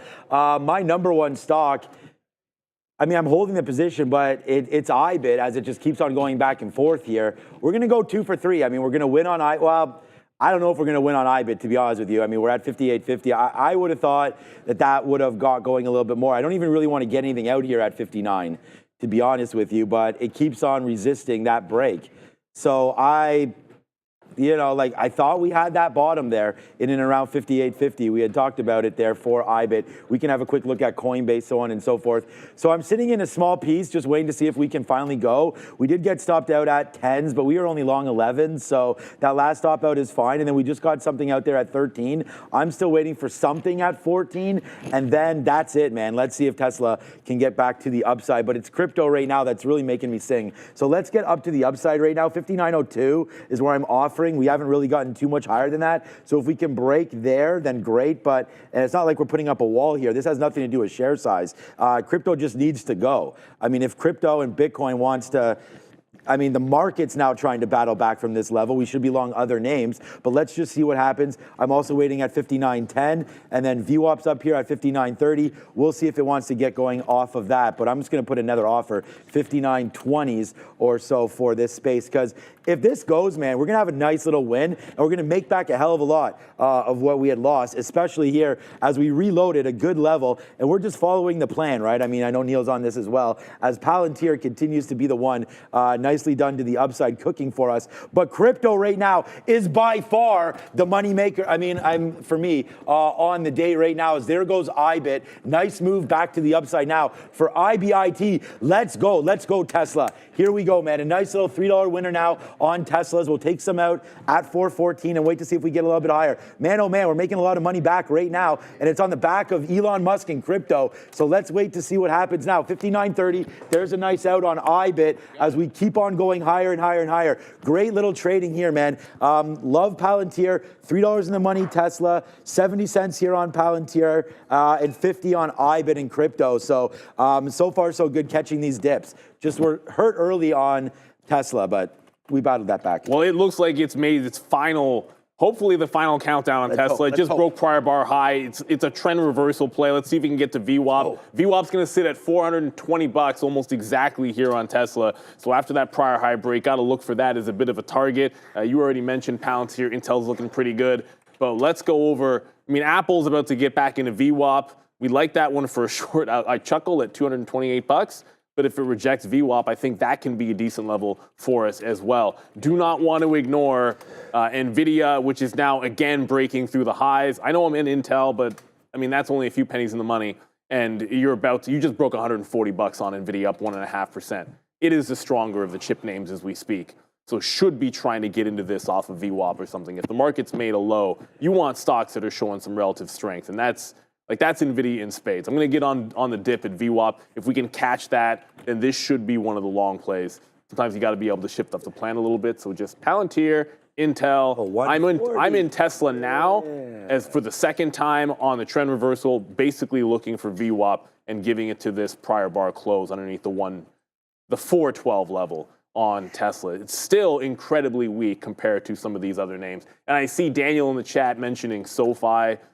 Yeah, SoFi. Look, SoFi is another one of these super strong names. That's reminding me that I kind of like short in a firm. I should double check that at some point. But SoFi at 5 points looking very, very strong.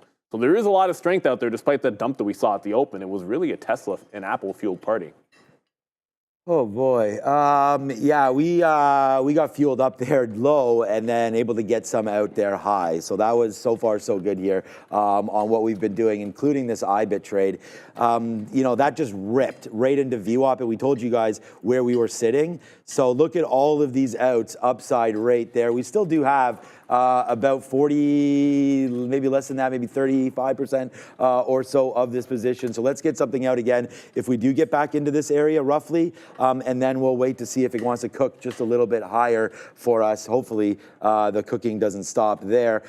It keeps continuing with Tesla, but look at that. A bunch of more outs there at 414 as we've already lost our day there on Tesla. Like we can make it back, but like bad early as we try to keep on catching some of these knives, but at some point, man, they just were too sharp and kept cutting down into 410. So is 410 going to be the bottom or not? I mean, we almost made the bottom wick there. We got close enough to it, but here we go. Nicely moved back now up to the upside. Can we find something else? Amazon, another one of those names. Good move today. NVIDIA is my largest holding now, so I am thrilled with that. I just want to look at Amazon, 228.50, a nice little bottom hold. We did hear about more calls and everything like that with Nancy Pelosi. Thought I heard something about Amazon earlier with that as well. Google was the other one, so we can have a quick look on that. Looks like they want to break 2 bills. Wow, NVIDIA just hovering around that SMCI marker. Yeah, I just heard some news about SMCI trying to go. So yeah, wow, Google went up to 202 already. So that was a nice move there for Google. That was back up to all-time highs. Its all-time high was made today. Wow, all right. Spin it, man. Google's back to glory right there for Google. It's past all-time high, 201.40. Just made a brand new all-time high, Google. So anoint this the next one. I'll take it, man. Google, nice little move there. Fannie Mae and Freddie Mac, I haven't traded them today, but they're starting to move a little bit here to the downside. Big time movement, 710 down to 670 right now, cracking lower. We'll try to look at them. Pretty hard to trade when they're trending like this, but still, Fannie Mae and Freddie Mac giving some back, which is that trade again that everyone thought, okay, looking at potentially reinstating a dividend and unlocking some of the value that's in Fannie and Freddie. But right now, doesn't seem to be going that way. Speaking of value, yeah, Tesla down there at 410, it's ripping now. Some seeing some value in SMCI today. So not to miss anything, but when you're doing this, like I've seen Rigetti absolutely parabolic. Now you're seeing SMCI absolutely parabolic. I mean, Hindenburg shut themselves down, Right. but I don't know that this has anything to do with that. That said, I think it looks like a clean technical break. There's probably a heck of a lot of shorts that are still left in this stock. Just watch out for 33.5. I think that's a bit of a zone that you're going to have to pay attention to. Tesla did not get to VWAP. We got to 415 change, and then we're immediately coming back underneath and just lost that 412. So I waited for it to make a mean reversion. It kind of fulfilled the rule that I was looking for. Close above the trend line, break the prior high, went long, scalped some when it got halfway to VWAP, but then it loses the bottom. So that trade, if it gets to VWAP, obviously that would be great and we'd be up on the stock and all that good stuff, but it's kind of like going 1 for 2 where you didn't get the follow through the second time. So still be down on Tesla, despite the fact that it looked like it was trying to bounce off of our level. Palantir just lost the quarters as well. So here's Palantir, tried to hold on to prior high, does not. We had a couple of decent longs into it, but it just broke the low and no longer looking any good. And NVIDIA, we just jumped into at VWAP. This is the other one off the prior high. It did dip into 138, but now at VWAP trying to hold on to its prior high. Still need to get some Walgreens, I'm looking for a short if it can pop, but Walgreens refuses to give me an entry point on the short. Just dumping on that opioid news. Sometimes with those, you just got to sit in the trade in the pre-market. Yep, got it. Okay, Ramin, you're back. You're good to go. Okay, yeah, just real quickly, man, on everything. I think the only, we're going to be position pending, obviously, on NVIDIA there, and I guess you're out of Intel. So right now, man, the only green stock looks like it's going to be IBIT right now. It's been a tough one catching these bottoms. There's absolutely no doubt about that one. So I want to thank everybody for joining us today and being patient as we wait to see where some of these names are trying to go for us right now. But I don't know. Now. Like, IBIT's not even going that much, so I'm hoping for that to break. Okay, man, here we go. Tesla, we did reload, so let's get something out here as we think about where Tesla's going. It's a big day for us right now as we're starting to go. What's up, A? We're going to take a look here at some of these Nancy Pelosi-related moves, because there are quite a few names that Nancy Pelosi has gotten involved in via options, call options, that are moving today. Google, of course, we talked about Amazon as well, but there are a few others. TEM here, Tempest AI. This one IPO'd last year, around a year ago. They're currently here up about 25%. It's worth noting TEM only purchased apparently about $50,000 to $100,000 worth of TEM. So not a major purchase, but this company or this stock does have a short float of about 17%, so it does not take much to get moving. Palo Alto Networks as well here, up about 4% on another Nancy Pelosi options-related purchase. There are some sympathy plays for this one as well. So some of these other names in the cybersecurity space, including CrowdStrike and Snowflake, also moving to the upside. So PANW, AMZN, TEM, and GOOGL. Some Nancy Pelosi-related plays, guys. Back to you. All right. She didn't buy Snowflake, though. That's just moving in sympathy. Yeah, no, I don't think so. All right, so guys, just for an update there, Palantir, let's go, man. Let's ring that freaking register one more time on Palantir, because we get that wicked dip buy opportunity there for Palantir. Right into our level, man, $72. So when we get that, we wake up and we open our eyes and it's like 72.40s, instantly in the money, 50 cents or 40 cents. We're going to start to take more of that. So right now, long Palantir, 72.05, and waiting to see if we can put some more damage on the board there. Tesla, great trading on Tesla, right back into 410. That's a $3 winner. So we're starting to put some more money back in the bags, yo. So we'll see if that can get going. Now 413, we'll take another out if it does pop up. But so far, so good here on Tesla, waiting to see where it wants to go. Hopefully back up, man. We got a couple outs here, 413s. The high's been 415 on Tesla. Yeah, it's still trying to get back into that upside. The NASDAQ and the ES have both managed to get back into the green. Whoops, let me just cancel that on Walgreens. If Walgreens pops $1, a lot's going to happen, and we'll probably be short off of VWAP if it gets up there. So I'm just going to see if we can't weasel in for the first time. Obviously, the opioid news was on Friday, but it's still working back into the downside. Intel just wicked the low, but it has yet to close. and hold support. So as far as I'm concerned, we took the dip buy. It couldn't break VWAP. We jumped out on that break of the low, and it needs to regain that pre-market. It's not really the pre-market low, but it's pre-market support here at 21.90. If it can do that, I can get back in on a rounded bottom. But the falling knife act has not been the way to go here in the market. Try to keep the losses small, although I still think it's relatively strong up that 1.8%. It's still holding the gap. It never played back to 21.5, 21.6. So if we lose this level here, we're waiting for it to go another 1.5% to the downside and try and pick up Friday's highs as a dip zone. So lots of patience with this name. The market is battling back in here, but we just don't want to jump in willy-nilly on that. NVIDIA is still holding right in and around VWAP at 139. I just tried to grab 138.8, but this is up a point, just different from Intel.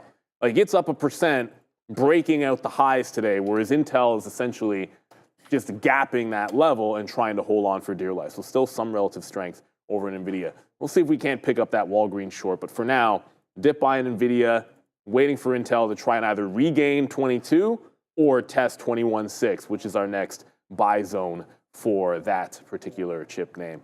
Yeah, it would have been interesting. The only reason I asked about that to Pelosi snowflake is if she bought it, I actually own some shares of Snow still. Yeah. Would have been spicy if she'd actually bought the stock, but apparently not. Look, I know guys, I know we're the professionals and we're supposed to be showing you some winners, but sometimes they don't come through unless you're short today, and we're not short. So, so far so good on Palantir. Palantir is going to be, actually, what am I talking about? Hopefully we'll be 2 for 3, but it was Tesla. Well, we'll take the biggest L on because that's funny, on Tesla as we come back into this level 410 one more time. So we'll be up on Palantir here today. I mean, as long as we keep it in the pocket, we'll get some more out here at 37.38. Great. I mean, no outs lower than where we are right now on PLTR as that continues to work. We just reloaded again on IBIT down here. So hopefully we'll be able to, we just loaded some 55s there. We'll put out some 75s. We just put out some 65s. It's trying to do the best we can here today, trying to go long. The short has really been in, and it's been really a misstep, as I said. It sucks, but hopefully the winners will come soon for us. But Tesla right now looking through 410, looks like it wants to take that down as well, down to the downside. So be very, very careful here as we start to slowly get out of some of these positions. IBIT, Palantir, and Tesla getting lighter and lighter. Look, we almost broke it. Let's take another piece out right there. Let's take $1.50, $2 on Tesla. We almost broke 410. So, all right, man. Everything's not as bad as I'm making it sound. I mean, IBIT's going to be a nicely positive stock there today for me, and so is Palantir. It's just a matter of wanting to get a little bit more action than what we've already gotten. So, all right, let's go back over and see what's up with Adair at the desk. How come I'm not hearing? Boy. Markets are actually to the upside as of right now. S&P 500 holding on to this $600 level on the SPY, up about 0.5%. NASDAQ faring a little bit worse, just barely green on the day, and we'll talk about that in a minute, but that's because some of these Mag 7 tickers are a bit weak here to kick off the morning. This is the start of Donald Trump's second presidential term, which of course is worth mentioning because there is a lot of impact here for a lot of these stocks and a lot of these assets as well. Bitcoin actually touched an all-time high above that 108, actually above 109 yesterday before pulling back. So lots of those related tickers on watch, and also some of these social media names on watch, as we actually do have the TikTok ban being suspended by Trump for 75 days. But we've talked about Apple here. Apple actually apparently had 2-month lows, down about 3.5%. Jefferies downgrading this one to underperform. Loop Capital downgrading as well. And they actually had a decrease here in iPhone sales for China for Q4 2024. Then we have Tesla, which is actually making new day's lows right now. Great start here pre-market for TSLA, as this name is viewed as a Trump sympathy play because of Elon Musk's alliance with Trump. Right now, that looks like a bit of a sell the news event, down about 4%. Last but not least, actually bouncing a bit here is Walgreens Boots Alliance, WBA. Walgreens here actually fell a little bit later in the day on Friday on this report here that the Justice Department is actually going to be suing it due to some of its activities with regards to filling prescriptions during the opioid crisis. Now continuing to push lower, though, as mentioned. Bit of a support here around that $10.70 level, guys. No economic data today. Make sure to like and subscribe if you're enjoying the content. Back to you. That's right. No data today. I mean, there is a couple of really short duration bond auctions, but that's pretty much it. I finally got into Walgreens, getting close into VWAP here. 1120 is going to be VWAP. It's SSR, so it is short sell restricted. The uptick rule is going to be in effect for this one. And keep in mind, this is pretty much where it dumped to at the close, after the close on Friday. So when we were doing the aftermarket show, it didn't quite get to these levels, down to $11. We finished the show, and this was still trading about 1170. So working it back into VWAP on Walgreens, a Boots Alliance, not that anyone still calls it that. Intel was able to just hold the low, make a higher low, grabbed it 21.96, got some out over 22s, still looking for the whole VWAP. It's got a bit of a channel to the downside, but it's still got the wick bottom and then close above the higher low. Get a fresh low, and that's going to be a jump out of the trade for sure. It's a crazy move for the market to be this weak.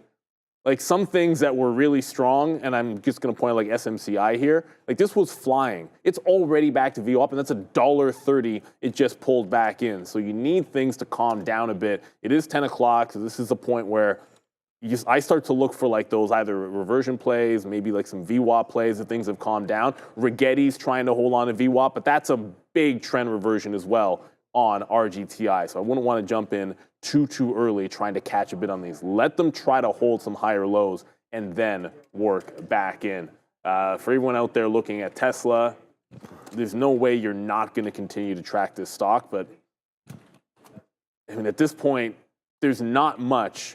Like you got this, like underneath 408, you've got $400 down there, which is seemingly not that unrealistic of a test here on Tesla. They're absolutely bleeding this one. It feels like there could be a little punishment going on there for Tesla for some other reasons here today. I mean, there was the EV news, but I feel like it's a little bit overdone here on Tesla. All right, Walgreens trying to hold on to $11. Once it gets through this even dollar level, we'll get some bids in front of the low of the day and just see if this one wants to continue its plunge. Only short that I have on, and the only short idea that I actually even had this morning was Walgreens.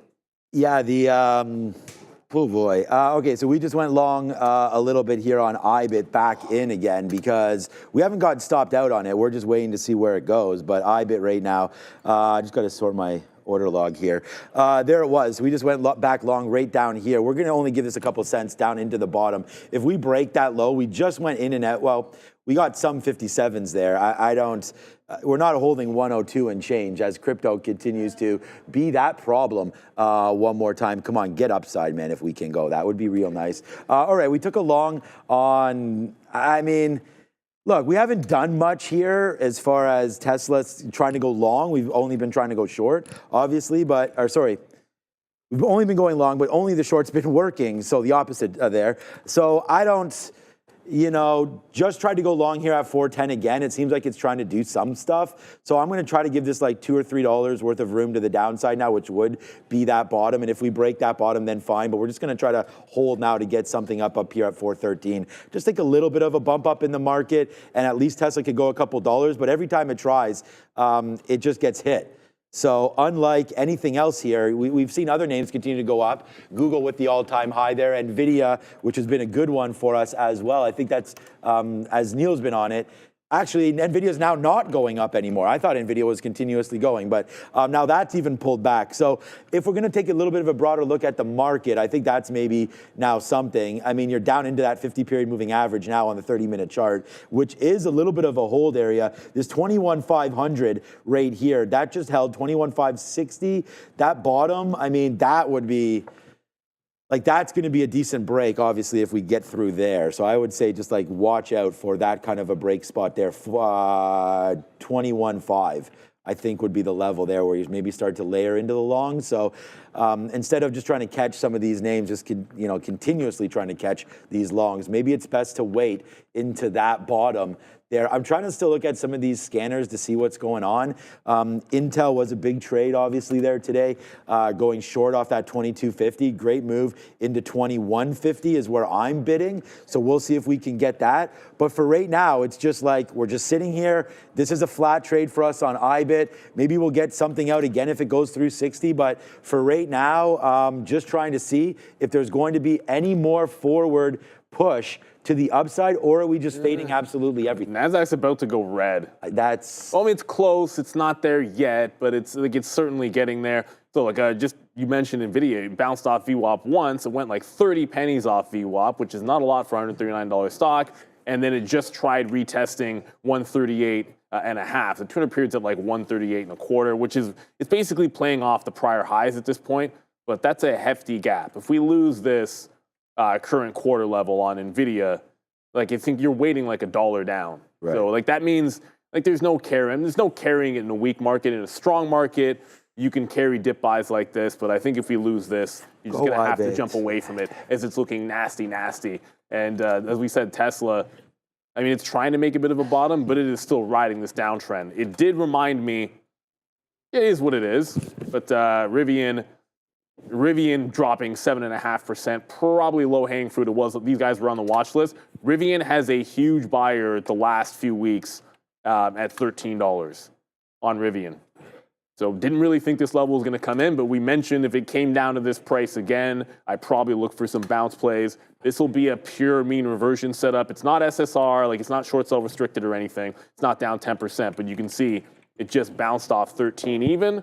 And the trend is pretty obvious. I mean, I can draw a trend line, but if you need to have a trend line drawn here, like it speaks for itself. So it's breaking trend as we speak off of the 13 level on Rivian. Should have noticed that it was getting to this level much faster when Tesla was dropping. It should have been a little bit obvious. But we'll play it now on RIVN. Stinger for the old PA, because this one had been working pretty well recently. Yeah. Stingers for PAs today and stingers for the trading account today, as well as, yeah, just looking back here, man. I mean, there isn't much happening for me. I mean, we're going to go 2 for 3. It's just like I'm disappointed here that Tesla, we just got another piece out there at 411 something on that bump up, but that was it, man. Like it's literally stopping. We did have a nice move upside and just got hit back down again. If we had just stayed, we'd be positive if we stayed away from Tesla. I mean, that's for sure. But here we go again. Palantir coming right back in as well. So this one was a positive name for us as we just continue to hold on just a little bit. Our stop is going to be down. I don't know actually where was our stop on this name, because on Palantir, okay, there, we just got stopped. Okay, so it was 75. So I was like, why am I not getting stopped out? But there it is right there on Palantir. I think now 71.50 might be that play. We'll stay positive. So yeah, we'll spend some money there on Palantir as it's a positive name for us. I think it might be, we have IBIT, we have Palantir, and that's about it. I mean, Neil will talk about his positions, but I have IBIT, Palantir positive, Tesla hella negative as we just kind of wait for all of this. So we'll have to wait to see what winds up happening now with Tesla, but 2 for 3 so far, but it's not a sexy 2 for 3, that's for sure. This was great. Like Palantir was great. Just holding on to that last bit, taking out that low there. That kind of sucks as Palantir finally goes red. As Neil just mentioned, the NASDAQ pushed red. Now it's flat, but at the end of the day, man, it's trying to chase Tesla. That hasn't been working, obviously. And IBIT's been great. IBIT's actually been great. I have nothing to say about Bitcoin. I mean, we've talked about 58.50, and it's been fantastic. We bought it 3 times now down here, and every single time it's held. So hard to complain about that, but we are complaining, obviously, about Tesla. That has to moon for us to get anything back on that name, so we'll have to wait for it. Some of the other big names, I mean, Meta 613, that's obviously holding out quite well there today. I mean, now it's falling back, but still green on the day. The big one that we were most concerned with, I feel like, earlier on was Apple. So we'll have to wait to see now what Apple's doing. Still down that 4%, and look at this. Looking to break down lows as well, 221 and change. Look at the market right now, Flush City, right back into the lows, 21.59, 21.590 just coming into play now. As there goes Tesla, whoops, all the way to the bottom again. So yeah, there it goes, man. $3 up, $3 down. At the end of the day, the down is a lot easier than the up for Tesla. Yeah, it just continues. The market just continues to bleed. You just broke the low of the day. So I'm now out of NVDA. First time it bounced off VWAP, okay. Tried to get to VWAP again, but I'm only ever taking out like 20% of the trade at VWAP for a 20-cent scalp. You know, you're looking for this to hold higher low and get back into the high. So local stop out there. If you take half of it out, fair enough. Then it's a flat trade, but I'm not taking half out in that spot. So now that you're breaking the lows, do not want to fight it. It's very specific setup plays here. Rivian, the 13 level came in. It reverted the trend. The trend line's gone, but you can see it did revert the trend. I took the long. If it breaks a fresh low, going to jump out. That's the only type of long I'm looking for. If it's not going to be holding higher lows and doing a curl, which I'm looking over Intel's not doing, so I'm not going to get back into Intel.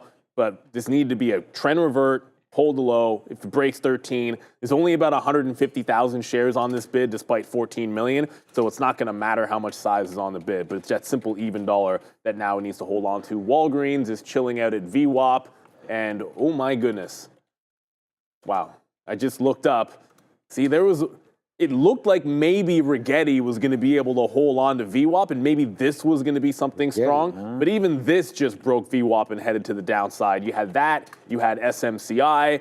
SMCI didn't even try to hold VWAP at all, so just an absolute flush zone. That's the thing. You got to be patient. When that market's dumping like that, even the strong names aren't going to end up holding the way you'd like. You could have got a little bounce play on both of those at VWAP, but for the rest of the move, yeah, just bleeding back in. So back into Walgreens off of VWAP. We'll continue to bid it out in front of the low of the day. This one's down 11%, but most of that 11% was the gap overnight. Well, yeah, the gap. I mean, not the gap overnight, but that gap down on Friday in the afternoon. All right. We're going to try the futures rate here. I don't. What is this? You're down pretty good right now on the market, right? So Tesla's not really trying to bounce either. We are also long right now. I'm going to get some out because we do have a decent position right now on IBIT. But here goes Tesla, still 407. But here goes the TQs. We like this stock, but again, we still got to get some out, right? Nice move upside there. If we can continue to climb on the futures, we'll take it. So we're into the futures right now. You guys are always like, hey, trade the futures. So we're doing a little bit of that right now as it's trying to go upside now. It's IBIT time as well as the TQQ. So hopefully we can get some movements here, including this. I mean, it's been holding. It's going to be the #1 stock by far. I mean, again, by far today for me, anyways, unless we can get going here on the futures. We don't have many outs on this one yet. We'll wait to see if we can get out of futures. Just in the money now, 10 handles. Here it comes in. We're going to get out if this breaks the low, which is like 39s. So we're very, very close right now to getting out of this TQQ position. So, yeah, not there it is. We'll take a 54. Okay, we'll take a 55 here if we can get that as well. There, give it to us. Stressful going long. Probably not good, man. Whenever you're going long on this market, there goes 35 break. All right, so there we go. So way easier to get the short than it is the long. So we'll flush it down there on the TQs. I still like the long. I want to try it. We're getting closer. And we said that 21.50 might be the bottom. So we're right there now at 21.523. We're getting pretty close. That's why I keep on nibbling here at some of these longs. It's really just IBIT right now that's trying to work out for us. Oh, man. I still feel like I like this trade. Got to hold it, though. Hold the bottom here on the TQs. Holy, Palantir could get to 70 any second now. Oh, good.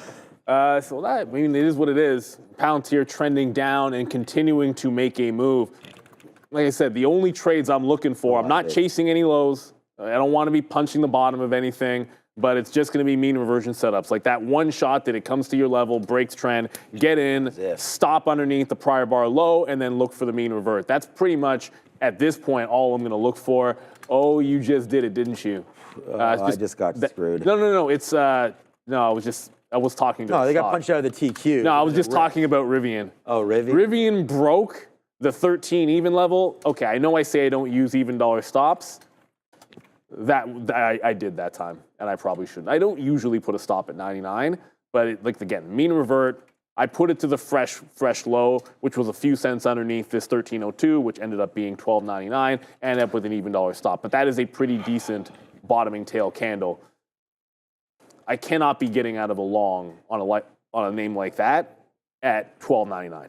It just doesn't make any sense. Usually you're giving it to like 94 or 95. Got to be willing to give it an extra few cents when it's 50 pennies to VWAP and like 15 to 20 cents to the first resistance zone. So you should be willing to give up an extra couple of pennies there on Rivian. Just because the market's bleeding doesn't mean you should break your entry and exit rules here. So I'm going to try and get back in off the 13, give it to a fresh low underneath maybe like 12.95 or so, and then see if we get that mean revert. So we're just only in Walgreens, but a bit of a bounce coming in. There we go. We just got back into Rivian, so we got wicked out. We'll jump back in on trend and get some offers out in front of local resistance, and then play it into VWAP. If we get to VWAP, great. If we don't, then we're probably breaking that low of the day. And what I was just talking about was Palantir at 70. It just tagged 70.60. So it's very close, but not quite there to the big 70 level, which if you've been trading Palantir the last few weeks, you know all about the $70 level on Friday.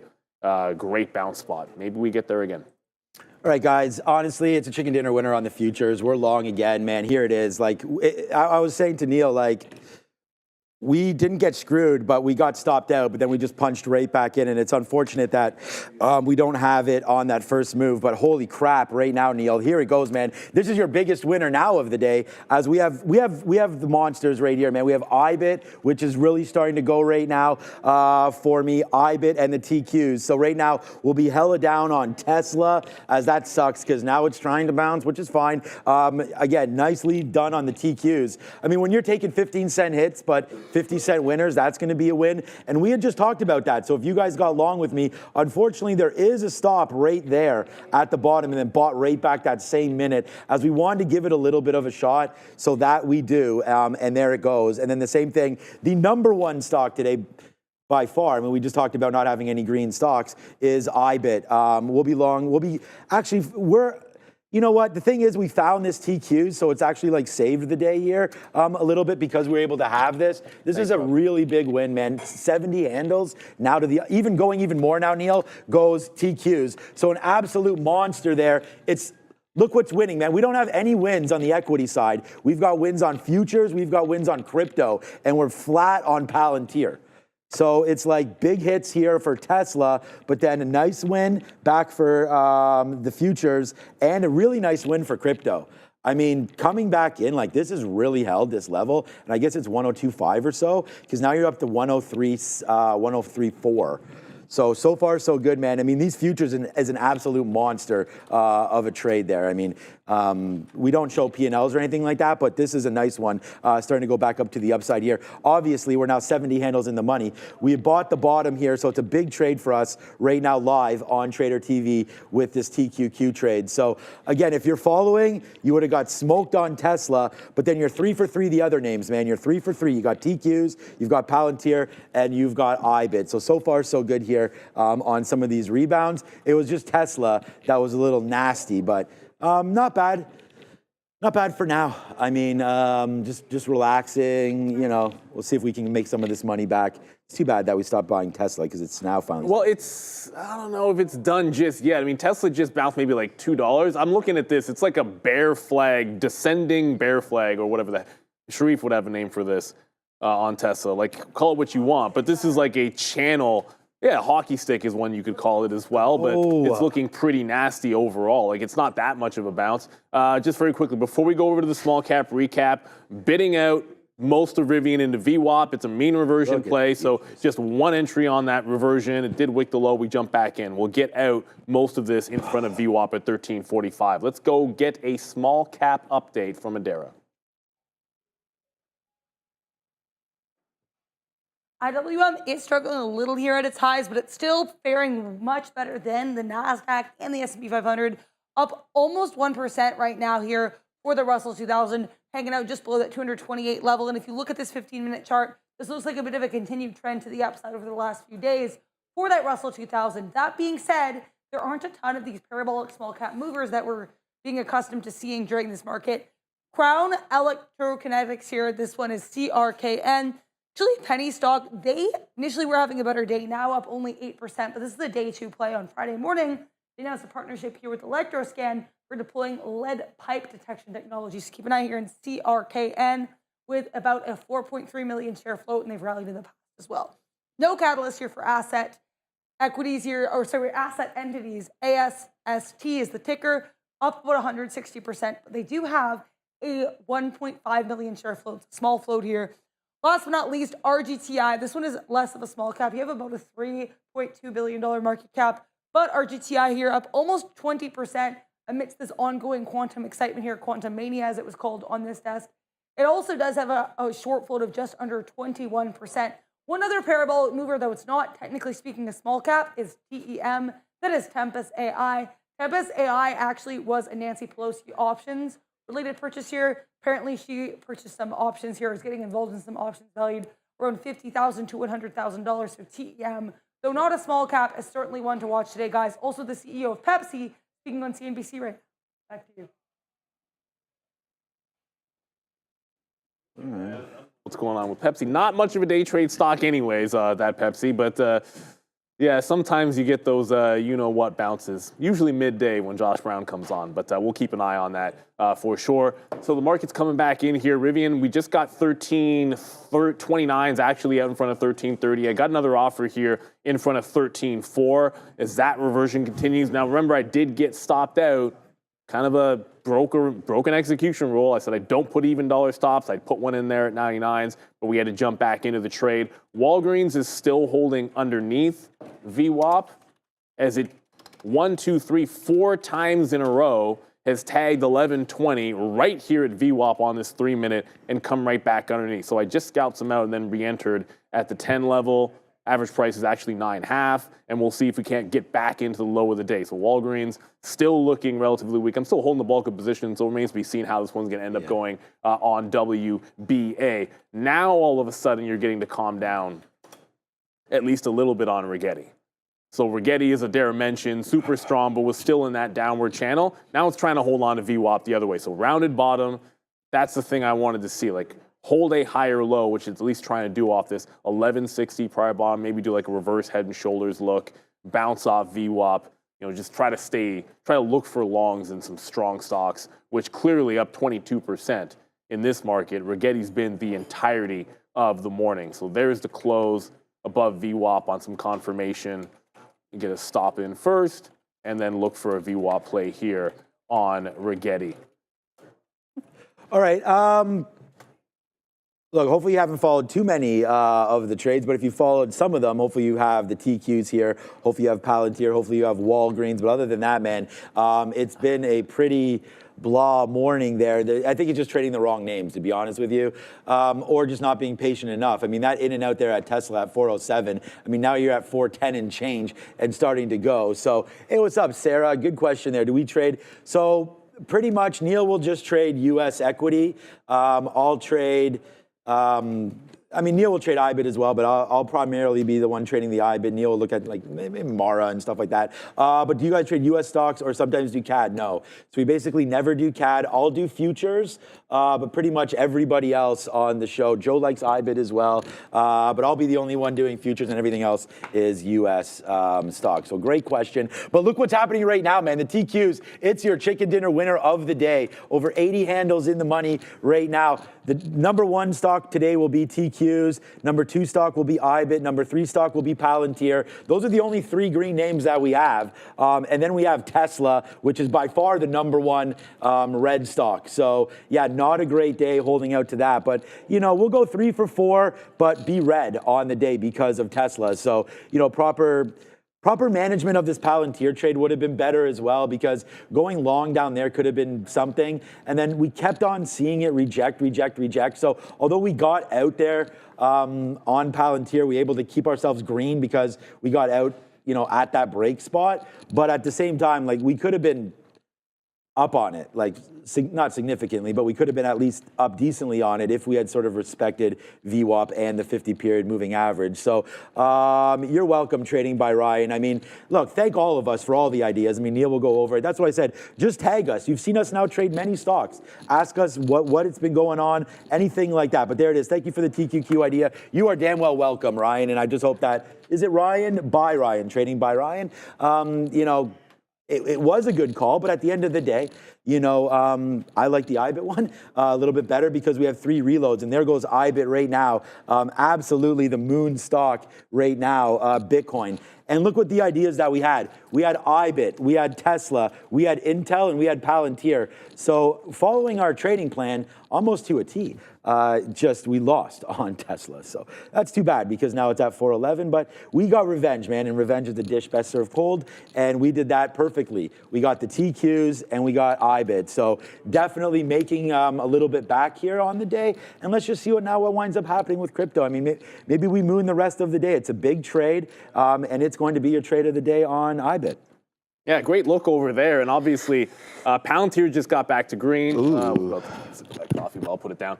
So one change, I'm moving the stop. We got to VWAP on Rivian. So once you get to that point, trend in, trend out is kind of the way I like to look at things. So there's a trend off the bottom. If we lose this trend line, it now loses 1330.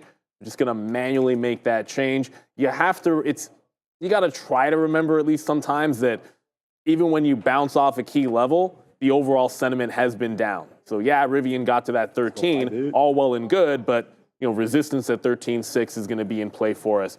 So we're going to be able to get out there if we do avert that trend back into the downside. And with the market bouncing and going green, certainly it could continue, but we'll let that trade sort of suss itself out. Rigitti's holding on to VWAP, but only barely so. Like no break of the local high here at 12.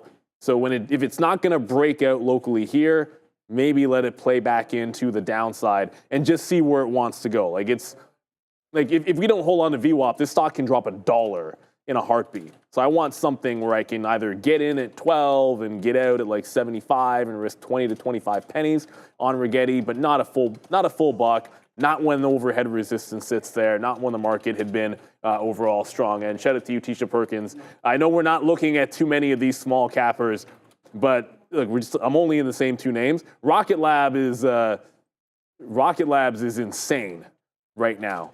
So breaking through a 52-week high, kind of like a quad, triple top, whatever you want to call this, at like 29, and now through the $30 level on RKLB. There's obvious puns out there, but then I'll get the groan if I say that it's rocketing to the upside or something like that. So how about just saying that this one is going to the moon on Rocket Lab? Bit of a squeeze play. Yeah, very similar to what's happening right now on TQs. Neil, we got our first trade here. It's a dollar club right there. We've had dollar losers, of course, on Tesla, but your first dollar winner right now, and we're proud to have it on board with the NASDAQ. So it's over 100 handles now in the money as it just goes and goes and goes. I mean, it could take over IBIT right now for #1 spot, but I think IBIT will probably just have something to say about that, and we'll hold on to see what now winds up happening as IBIT making its way all the way back to VWAP off of these dip buys. And I just posted it. You can go find it right here. There's IBIT is our #1 stock right there for today. It did not hold 59, but it did hold 58.50.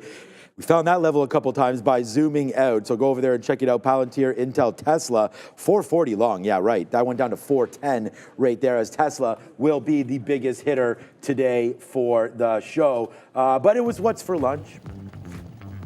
I mean, unless you have a name that's worse than Tesla. No, Tesla and NVIDIA for you. Okay, so what's for lunch today? What's for lunch is not bad. I feel like it's a legitimate lunch. It's pretty good on a day like today. No, today's chili. Chili and garlic bread, so not bad. I mean, my wife makes a crazy chili. I got a gripe about the garlic bread.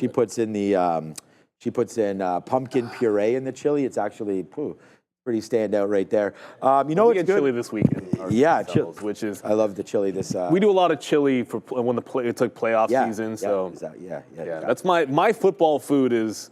I don't know. Some people are like they want the guac, and I'm down with that as well, like chips and dip and that kind of stuff for watching football. But I don't know what that was. It's a weird sound. But I'm a big fan of just a nice, good hot bowl of chili. To sink my teeth into, especially when it gets really cold. Chili. What's the current temperature right now? Okay, but the garlic bread is not the best from the caterer because, like, when you travel with breads. Yeah, it gets a little soggy. That's all. It's minus 13 Celsius.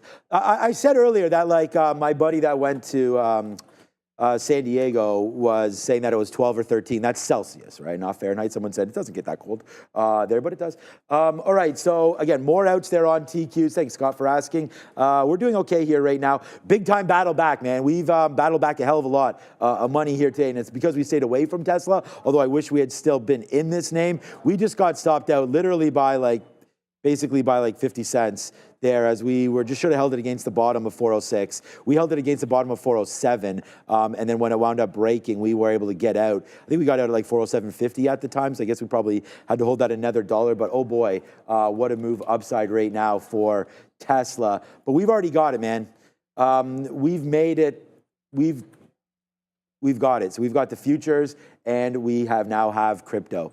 So those have both been really, really good names, man, for us. So those are the names that come back in. We've already sort of talked about that. We'll go 3 for 4, but still be red on the day with Tesla being horrible. So that was a bad move. Almost a reversal of this. Upside for SMCI, then completely down, now trying to find a base. SMCI really went for a run early and then just got hit right back down. The future is still having a problem with VWAP, which is why when I look over, we're starting to get more out. up here near VWAP. What a monster play to the upside there. Made a lot of the day back. Thankfully, we had that, or it would have been even more of a disaster. But for right now, TQs and IBIT, the ones holding the day. So if anybody has anything else here, we'll be more than happy to look at it. A lot of SoFi, SoFly in the chat. Yeah, I mean, it was breaking 17 earlier. Yeah, so just one note. Oh, wow. Rivian just broke underneath VWAP. SoFi. And it did technically, it's broken the trend, but I have the stop, moved it to the prior bar. So when it moved the trend line up and it makes this fresh break, the stop goes into here, like that prior bar low. So it's not quite out, but it's getting very close. If we fail to break 1350, I jump out when it gets underneath 1335. And if we break out to the upside, well, I'm going to respect 1375 and get out in front of 1370 on Rivian. Walgreens is still holding underneath VWAP. It just rolled into 11 even. So you're getting a slow roll over back into the lows. I didn't zoom out on on Walgreens, apologies for that. We're kind of going over things quickly, but on the daily chart, this 11 level was a prior resistance level, and then going all the way back to the 10th was a big support. So if we lose this $11 level, we could really flush quickly into the absolute low of the day. But the SoFi, SoFly, everyone was mentioning, look at this break. Oh, you're just even looking at it as well. That is a monster reversion on SoFi. That is one heck of a long. And apparently Virgin Galactic is going up in addition to Rocket Labs. I feel like if RKLB takes a turn down, this only just got to the high while Rocket Labs has been breaking out. Could be like an easy sympathy short when Rocket Labs reverts the trend, right? Like when you just get a sympathy play back into the upside, sometimes go for the sympathy reversion. Like, why try to short Rocket Labs when you can probably just pick on something weaker, like Virgin Galactic? Not free. Yeah, we're just doing our own thing here right now because we're just trying to trade out of some of these trades that we're in. Just it's not getting long in the tooth or anything like that. It's just, we've seen some moves up here now, including this IBIT move, and it's trying to hold. I'm going to get it. I was waiting at 97 there. Let me take a 91. Phil, then we'll wait. Okay, now it's coming back in a little bit. Let's see if we get an 87. All right. So here's see, we were just talking about maybe getting out something. All right, now we got to punch some 82s. All right, so we'll still wait at 87, but getting some more out on the upside here. As we said, man, just hasn't been a huge day, and we're trying to see if we can get a little bit of a bigger movement on some of these plays now. So we'll wait to see if we can get that coming back in now on IBIT and whatnot, but we're going to look for some new trades, right? So let's go ahead and do that right now. Just looking over some of the ideas that we had. SMCI, we just sort of talked about it. Google was the one breaking through highs, so that had already touched that. Now it's in and around 200. Trying to bid in and around VWAP for Google, which is right now. So if you like this trade, this could be something coming through. It does look a little bit better down here at 198.50. If we're able to get that, that would be much better. But for right now, yeah, not a whole heck of a lot coming into play for us. So we'll have to just be patient, wait to see what happens. IBIT's in there. Can I please look at BBAI at long Google? Again, that could be a shot for sure as well. So apparently we are ready to go over to somebody. We are ready to talk a little bit about eSignal because, hey, why would you trade harder? Just trade smarter. Get a platform that is going to give you access to pretty much everything you could imagine, whether it's the reliable quoting on every single equity out there, futures markets included, with every single indicator you could absolutely imagine, highly customizable, with the ability to back and forward test at will, API access allowing you to automate any strategies that you might come up with, and something called Tick Replay, which allows you to go back, look into the book as if you're going back in time like Marty McFly to see where the liquidity actually was. Refine your entries and exits that way. So when you want to put all that into one spot, everything you need is going to be there for you with eSignal. We talk about that reliability of data, and it matters. When the market's moving quickly and volume spikes, you're going to be covered no matter what. And when you're looking for specific trading ideas, you always want to make sure you are backtesting. And it's a highly comprehensive backtesting tool which allows you to back and forward test using multiple You can use multiple strategies. You can do any kind of you can do some simulations out there on every single indicator you could possibly imagine. So I like e-signal.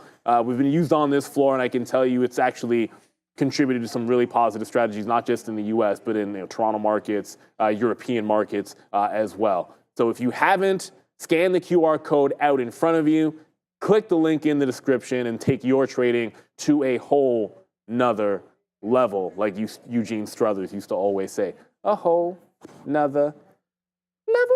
Yeah. Ideally. Yeah, good one there. You might think that we're not using e-signal today, but we are. And we'll get to a whole nother level here as well as we continue to look for some new trade ideas. And I mean, here's an example. We have like different alerts that can come through here. Spiders hitting levels, SMCI, Meta, SMH, different alert actionable levels that come into play, plus this hot list that come over here, hot list, that I really like to use. You just saw me scanning through it there. Rigetti, NVIDIA near the top, RKLB. You guys are all chanting about that. Sound as well is here. Tesla moving. Apple down 4% right now. Sweet Christmas. SoFi, what's up to Oscarito? Mentioned that to us again. And as I said, man, it's funny that we're the professionals, yet we're missing all these. SoFi, huge move up, man. And we can't get them all, but there it is, 1750 for that monster play upside right now for SoFi. So big congratulations, anybody that's been looking over here at that level.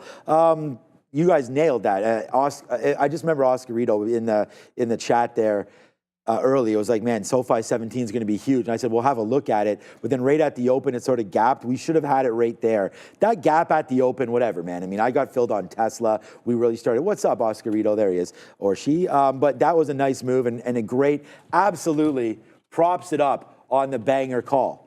Today, look, we'll go 2 for 3, but be red now today. So that kind of sucks that we put way too much effort into this Tesla trying to catch this. We could have been green if we had held that, but we do not. That goes all the way up to 415 right now. So good back end trade on IBIT, great trading on the TQs, but definitely leaving something to sort of wait out for here on everything else for me today. I mean, I wish we would have had a little bit better luck there on Palantir as well, as that's starting to go a little upside here on PLTR. So yeah, man, like the stock there, but should have maybe captured a little bit of a bottom play there on Palantir. So there it is. Do we have dedicated hardware for placing orders? Well, we just use just a PC base. So thank you, Charlie, for that one as well. And then, like I said, if you want, like, just tag us just like this. If you want to ask us about anything that we've been trading or any ideas that you might have or we might have, just like that. Yo, see Oscarita, then I can see it. It gets highlighted like that. So thank you for all of that. Just ask us anything in here, and me and Neil over here will try to catch it and throw it right back and answer those questions. So, okay, that's what we're doing right now. And we do have a dare. Then we'll come back with Neil, and I'll show you our picture from the Bills game. Yeah, buddy. I don't think I understand that. We're going to combine a couple sectors here. First, we'll talk about crypto. Then we're going to get the sector watch. So lots to talk about here. BTC, this is BTC on the 15-minute chart. As you can see here, we had this beautiful push into just above 109 yesterday, according to TradingView. Different, I guess, exchanges in different areas will have different numbers. But here in TradingView, just above 109 here. We had a bit of a bull flag, but unfortunately, we did drop to the downside. A lot of this sentiment to the upside was, from what I was reading, likely inspired by the inauguration of Donald Trump, who's very bullish on crypto and viewed as very bullish for crypto. But then when crypto wasn't mentioned during the inaugural speech, we did have a pullback in this cryptocurrency. Bit of a rounded bottom, though, as of right now, but we're still finding some resistance at that 105,000 area. A couple other crypto catalysts to be aware of.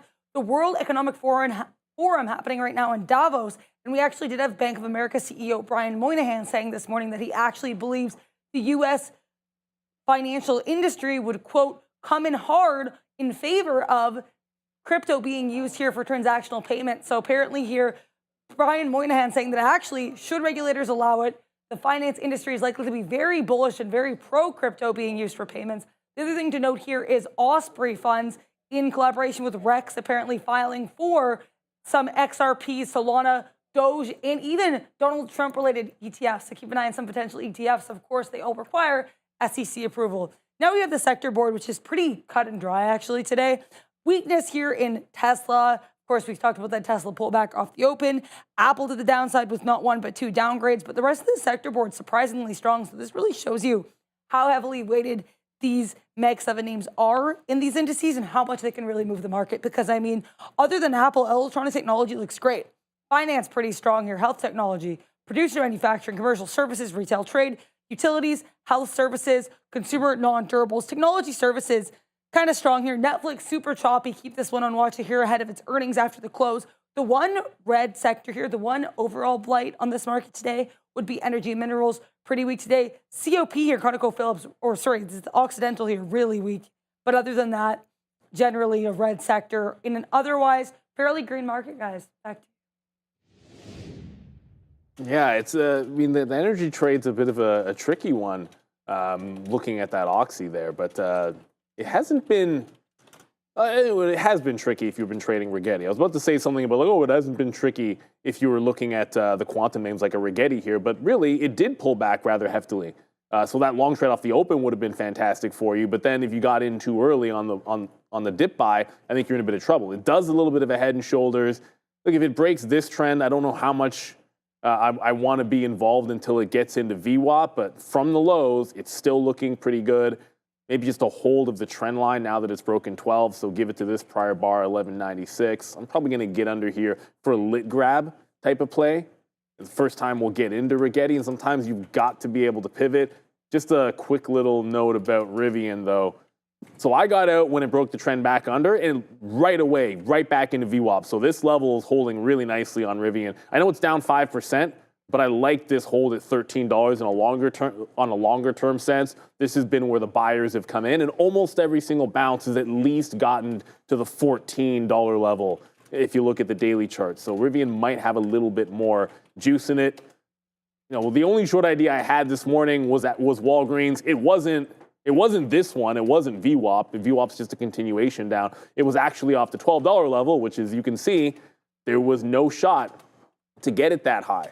We're just going to continue to work with VWAP. We haven't broken a fresh low yet, but remember, this stock is down over 10% and subject to the uptick rule. So it's not going to, a lot of times after the initial bounce, it's not going to fall all over itself the same way that it would right at the open before it got to 10% to the downside. So just want to respect that here on Walgreens. I do have one more bid in the 80s to try and catch this one before it breaks the low of the day and then see if it wants to continue to flush. Keep in mind, there's a pretty decent short float on Walgreens. So when it does try to revert, it can be a nice bounce and a quick bounce to the upside. So the little bit, not much of a lit grab here, but just taking the first trade in Rigetti off of this $12 level, going to give it tight stops, and if it gets back to the high, I think there's a lot of things out there flying.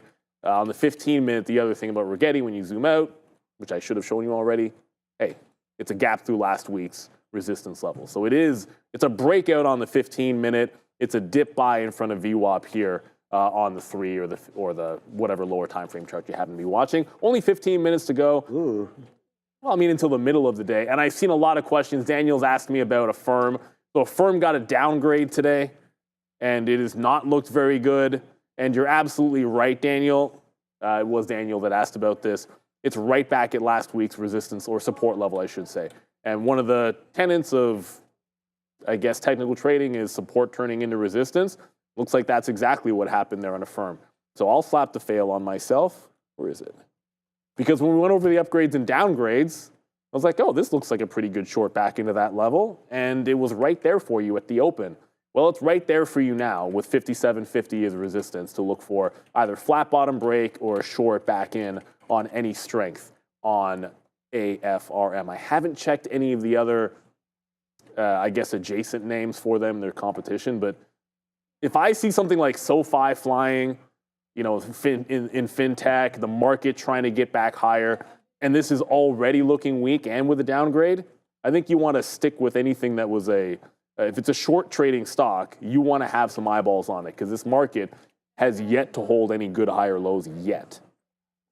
Yeah, exactly. I mean, we have, we talked about having the futures. I mean, it just went right up there, right into past VWAP, but we were able to get out some again. So don't rest on like whatever you have. Make sure that you are, trying to make the best plays possible, obviously, and just look at it from there, because for right now, man, it's a little bit of a slippery slope, that's for sure, to the downside. So just be careful. Like we just bounced off VWAP right there. It's a pretty good take. IBIT, we already talked to Joe about this. He'll talk about it in the midday as well, as we both ring the register on this one and give you another one. So he props it up to Joe here, looking today at IBIT, as it's been a really good trade. And we just got some more out on the top. I mean, you cannot just sit here and hope that the market's just going to rip for eternity and make it all back. You got to trade out of some of the positions. So if you're still in that TQs, just alert to that. You're now bouncing off the 50 period. I'm going to take another piece out as we go. Again, P&L 1 and 2 today, Qs and Qs and IBIT. And then number 1 to the downside, obviously, is going to be Tesla. But here it is right here. Great opportunity there. I want to thank everybody for all the likes, man. 300 likes on this picture alone, with many, many comments as well. So thank you so much to that one, as we were here wearing our Bills jerseys and representing Buffalo at the bar there. You should point something out, though. It was a group of our high school buddies that all got together. Yep. And I'm just going to throw in this picture, you might think that all of the Bills fans there were garbed out. But only Sean and I, despite all of us claiming to be Bills fans, the only two in Jersey were the two of us. Yeah. I'm just, not to call anybody out, but there's a lot of fake want to pretend that they're fans out there. I don't care if you're it doesn't matter where you are. I'm repping my jersey whatsoever. Shout out to Toronto. I mean, most of the fans will be Buffalo. It's all Bills fans. There was a Philly. No, there was a Philly fan there. Oh, that dude was. Those fans. Yo, that dude was sweating. we showed up like the Philly game was still on. Right. And then every single play, you could just see the guy. Like, it was a really close game, Philly versus the Rams. And he was like living or dying on every single play. I'm sure I looked exactly the same if you put the camera on me near the end of that game. Yeah, there was a group photo that got sent around. Yeah. In one of them, I got to be able to find it to post it. I'm the only person not looking at the camera, because I'm like, you can see my eyes are on the TV when they were taking a group photo. Because until the final whistle of that game, until it was like done, no idea. Believe me, like I was hanging on every single play. But my Bills they came through. Let's go to Adaro. We got 10 minutes left. Does that mean it's Money Talks? Probably. That is correct. It is Money Talks, and honestly, not a moment too soon for the U.S. dollar that's actually broken its uptrend from the September lows of 100. That is correct. With this uptrend on the daily chart going fairly strong here for this is over 3 months now, then pushing to the downside. To be fair, we're actually up on the day, but that's because of this pretty significant gap down. We closed at around 109 halves on Friday. Today, opening the day around just below that 108 level. And 108's been a pretty pivotal level for the DXY from a technical standpoint, most recently serving as resistance going back to late November 2024, and then previously back in November 2022. So keep an eye on this very pivotal 108 level. Can we hold here for the DXY? Only time will tell. It's also worth noting here, the CME Fed Watch. We know that a lot of these Fed speakers here have been saying, including Fed Chair Jerome Powell, that they're going to be waiting until we get some of these policies coming from now officially President Donald Trump here after his inauguration. So knowing that they're going to be having to wait for some of these policies to assess their inflation targets is going to be pretty key here, this January 29th, 2025 Fed meeting. As of right now, 99.5% of participants are expecting there will be no rate change, about 0.5% of participants expecting a cut. So we're going to have to wait and see what happens, but it seems like very priced in that we will not be getting a cut at that next Fed meeting, guys. Stay tuned. Back to you. It is a lock. Maybe not as much of a lock to the Bills beat the Patriots. Muscle memory says Patriots, yes. But the Chiefs. There. But Marcus, shout out to Rocket Lab. That thing is absolutely flying. And then I'm not sure I'll just call you GPT in there. Warren Buffett should unload more Apple. I think we're probably going to find out that he already has, is going to be my guess. And, the next time we get some 13 F filings, we'll see. I mean, speculation as to whether or not Warren Buffett, who owns a ton of shares. The pressure you see on it, it's hard to imagine he hasn't been selling, but you absolutely never know. So a couple of things in here. Rigetti, we're not back into Rivian, I'll get there in a second, but Rigetti holds onto the trend. It does that little liquidity grab under the trend line, holds on to 12, back into the high of the day. Now, all of a sudden, if you lose like 12-12, like this prior bar low, 1220, then I want to be able to jump out. So it's kind of like it mean reverts in, but then breaks out the 12 level. If we break this trend, if we're buying it on the dip, if we close underneath, we wait for VWAP. So at this point, we got close enough to the high of the day. If we lose the trend, wait for VWAP. And then Walgreens just managed to bounce off the low of the day again. So 1078, 1079. 78 is actually the low of the day. It bounced off 79 just there. I'm going to hold on. I only have 10% left of this trade. If it double bottoms, I think a retest of VWAP is very reasonable, and I would look for a short back into VWAP on Walgreens. But the only things that were really clean were, okay, like weak stock shorting, which obviously makes a lot of sense today. And then it was a Rivian mean reversion trade, which now back underneath VWAP. I don't wonder if this couldn't retest and double bottom that 13. I still like the 13 long down there. I think we'd take another shot on that. But as I talk about shorting weak stocks, here's a firm unable to hold on to VWAP itself. So I thought maybe you'd get a retest of these highs, but it cannot seem to hold on to $57 here on a firm. So I might take the short at VWAP instead. Not the biggest volume name on a firm, and I just realized, do we even have locates on a firm? And the answer is yes. Yeah, we can short this one for free. So gonna get involved in a firm. They got to downgrade, I forget by whom, but underneath VWAP, relatively weak name. Chart looking pretty much like the NASDAQ here, just pulling back and trying to hold on to VWAP. So yeah, I want to look for this to be a short. Rigetti's distinctly different as it's a strong stock, but keep trying to short maybe the weak names underneath VWAP here.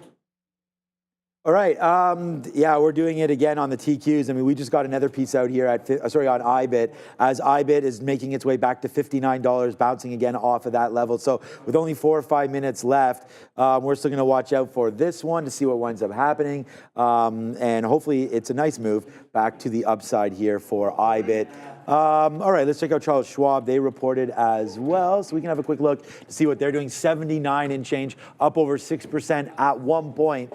Even more than that as they took out, got right back into that area right there, Charles Schwab. So a little bit of an interesting spot there for Schwab. We'll see what it wants to do now, but upside is, I don't know, in the cards. If you'd bounce off $78 right now, that was a good little bottom spot there for Charles Schwab. So definitely something to look at too if you are into that name. Yeah, let's go back over to Tesla. Good question there, CD Roofing. Let's see if there is sort of like a head and shoulders happening. Yeah. I mean, bouncing off that VWAP again, nice little move. But I would rather go long right now, especially if these futures. And again, I've lost. Like, I'm here to tell you guys, man, we'll go 2 for 3 today, but be red on the day. So again, don't have any problem sort of going over some of the plays that we've had. IBIT, great longs. Palantir was a great long, but didn't trade it properly. And right now, barcoding. This is actually looking like a short to me. If you think the futures are turning around, look for some PLT shorts. But that's a positive stock for us. The banger of the day, though, the TQs and IBIT. More about the TQs because we sort of nailed that bottom. And straight up, we made more money on IBIT, though, Neil, because we had the reload 4 times.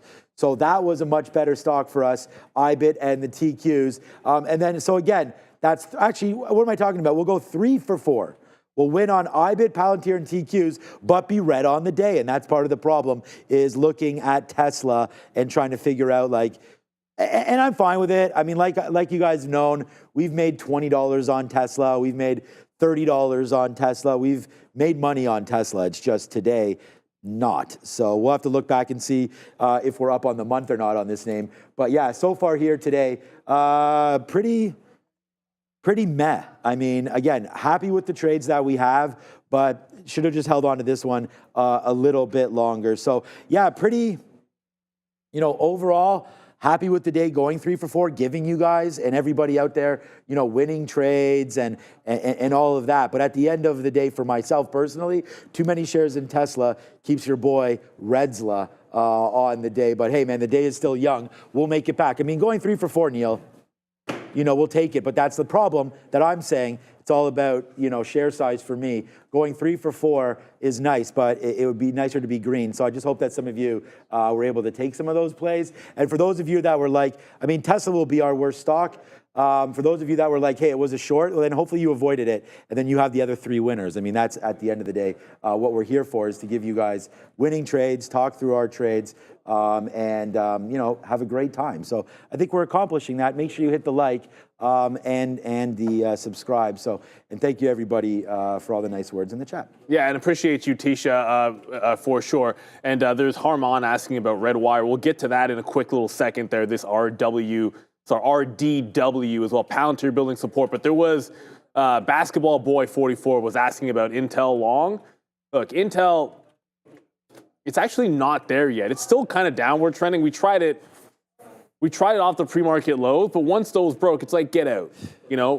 The idea was as long as it's over 21.6, it never, on all the weakness in this market, it actually never pulled back into 21.6, which was the Friday high. So it's like waiting for that level ended up potentially being a bit of a mistake, but it's still downward trending. So why not? I'm kind of letting it get to that point. Tried a couple of bounce plays in there, get away from them. I still think we're like essentially always going to try to be one good trade away. That's the style I like to be on pretty much everything where, you don't lose more than you can make back on the stock. So either we get to 21.6 or, like I've been saying for a lot of other names, put in some higher lows, like make the bottom, put in some higher lows and round out the top. Like think about what Rigetti did.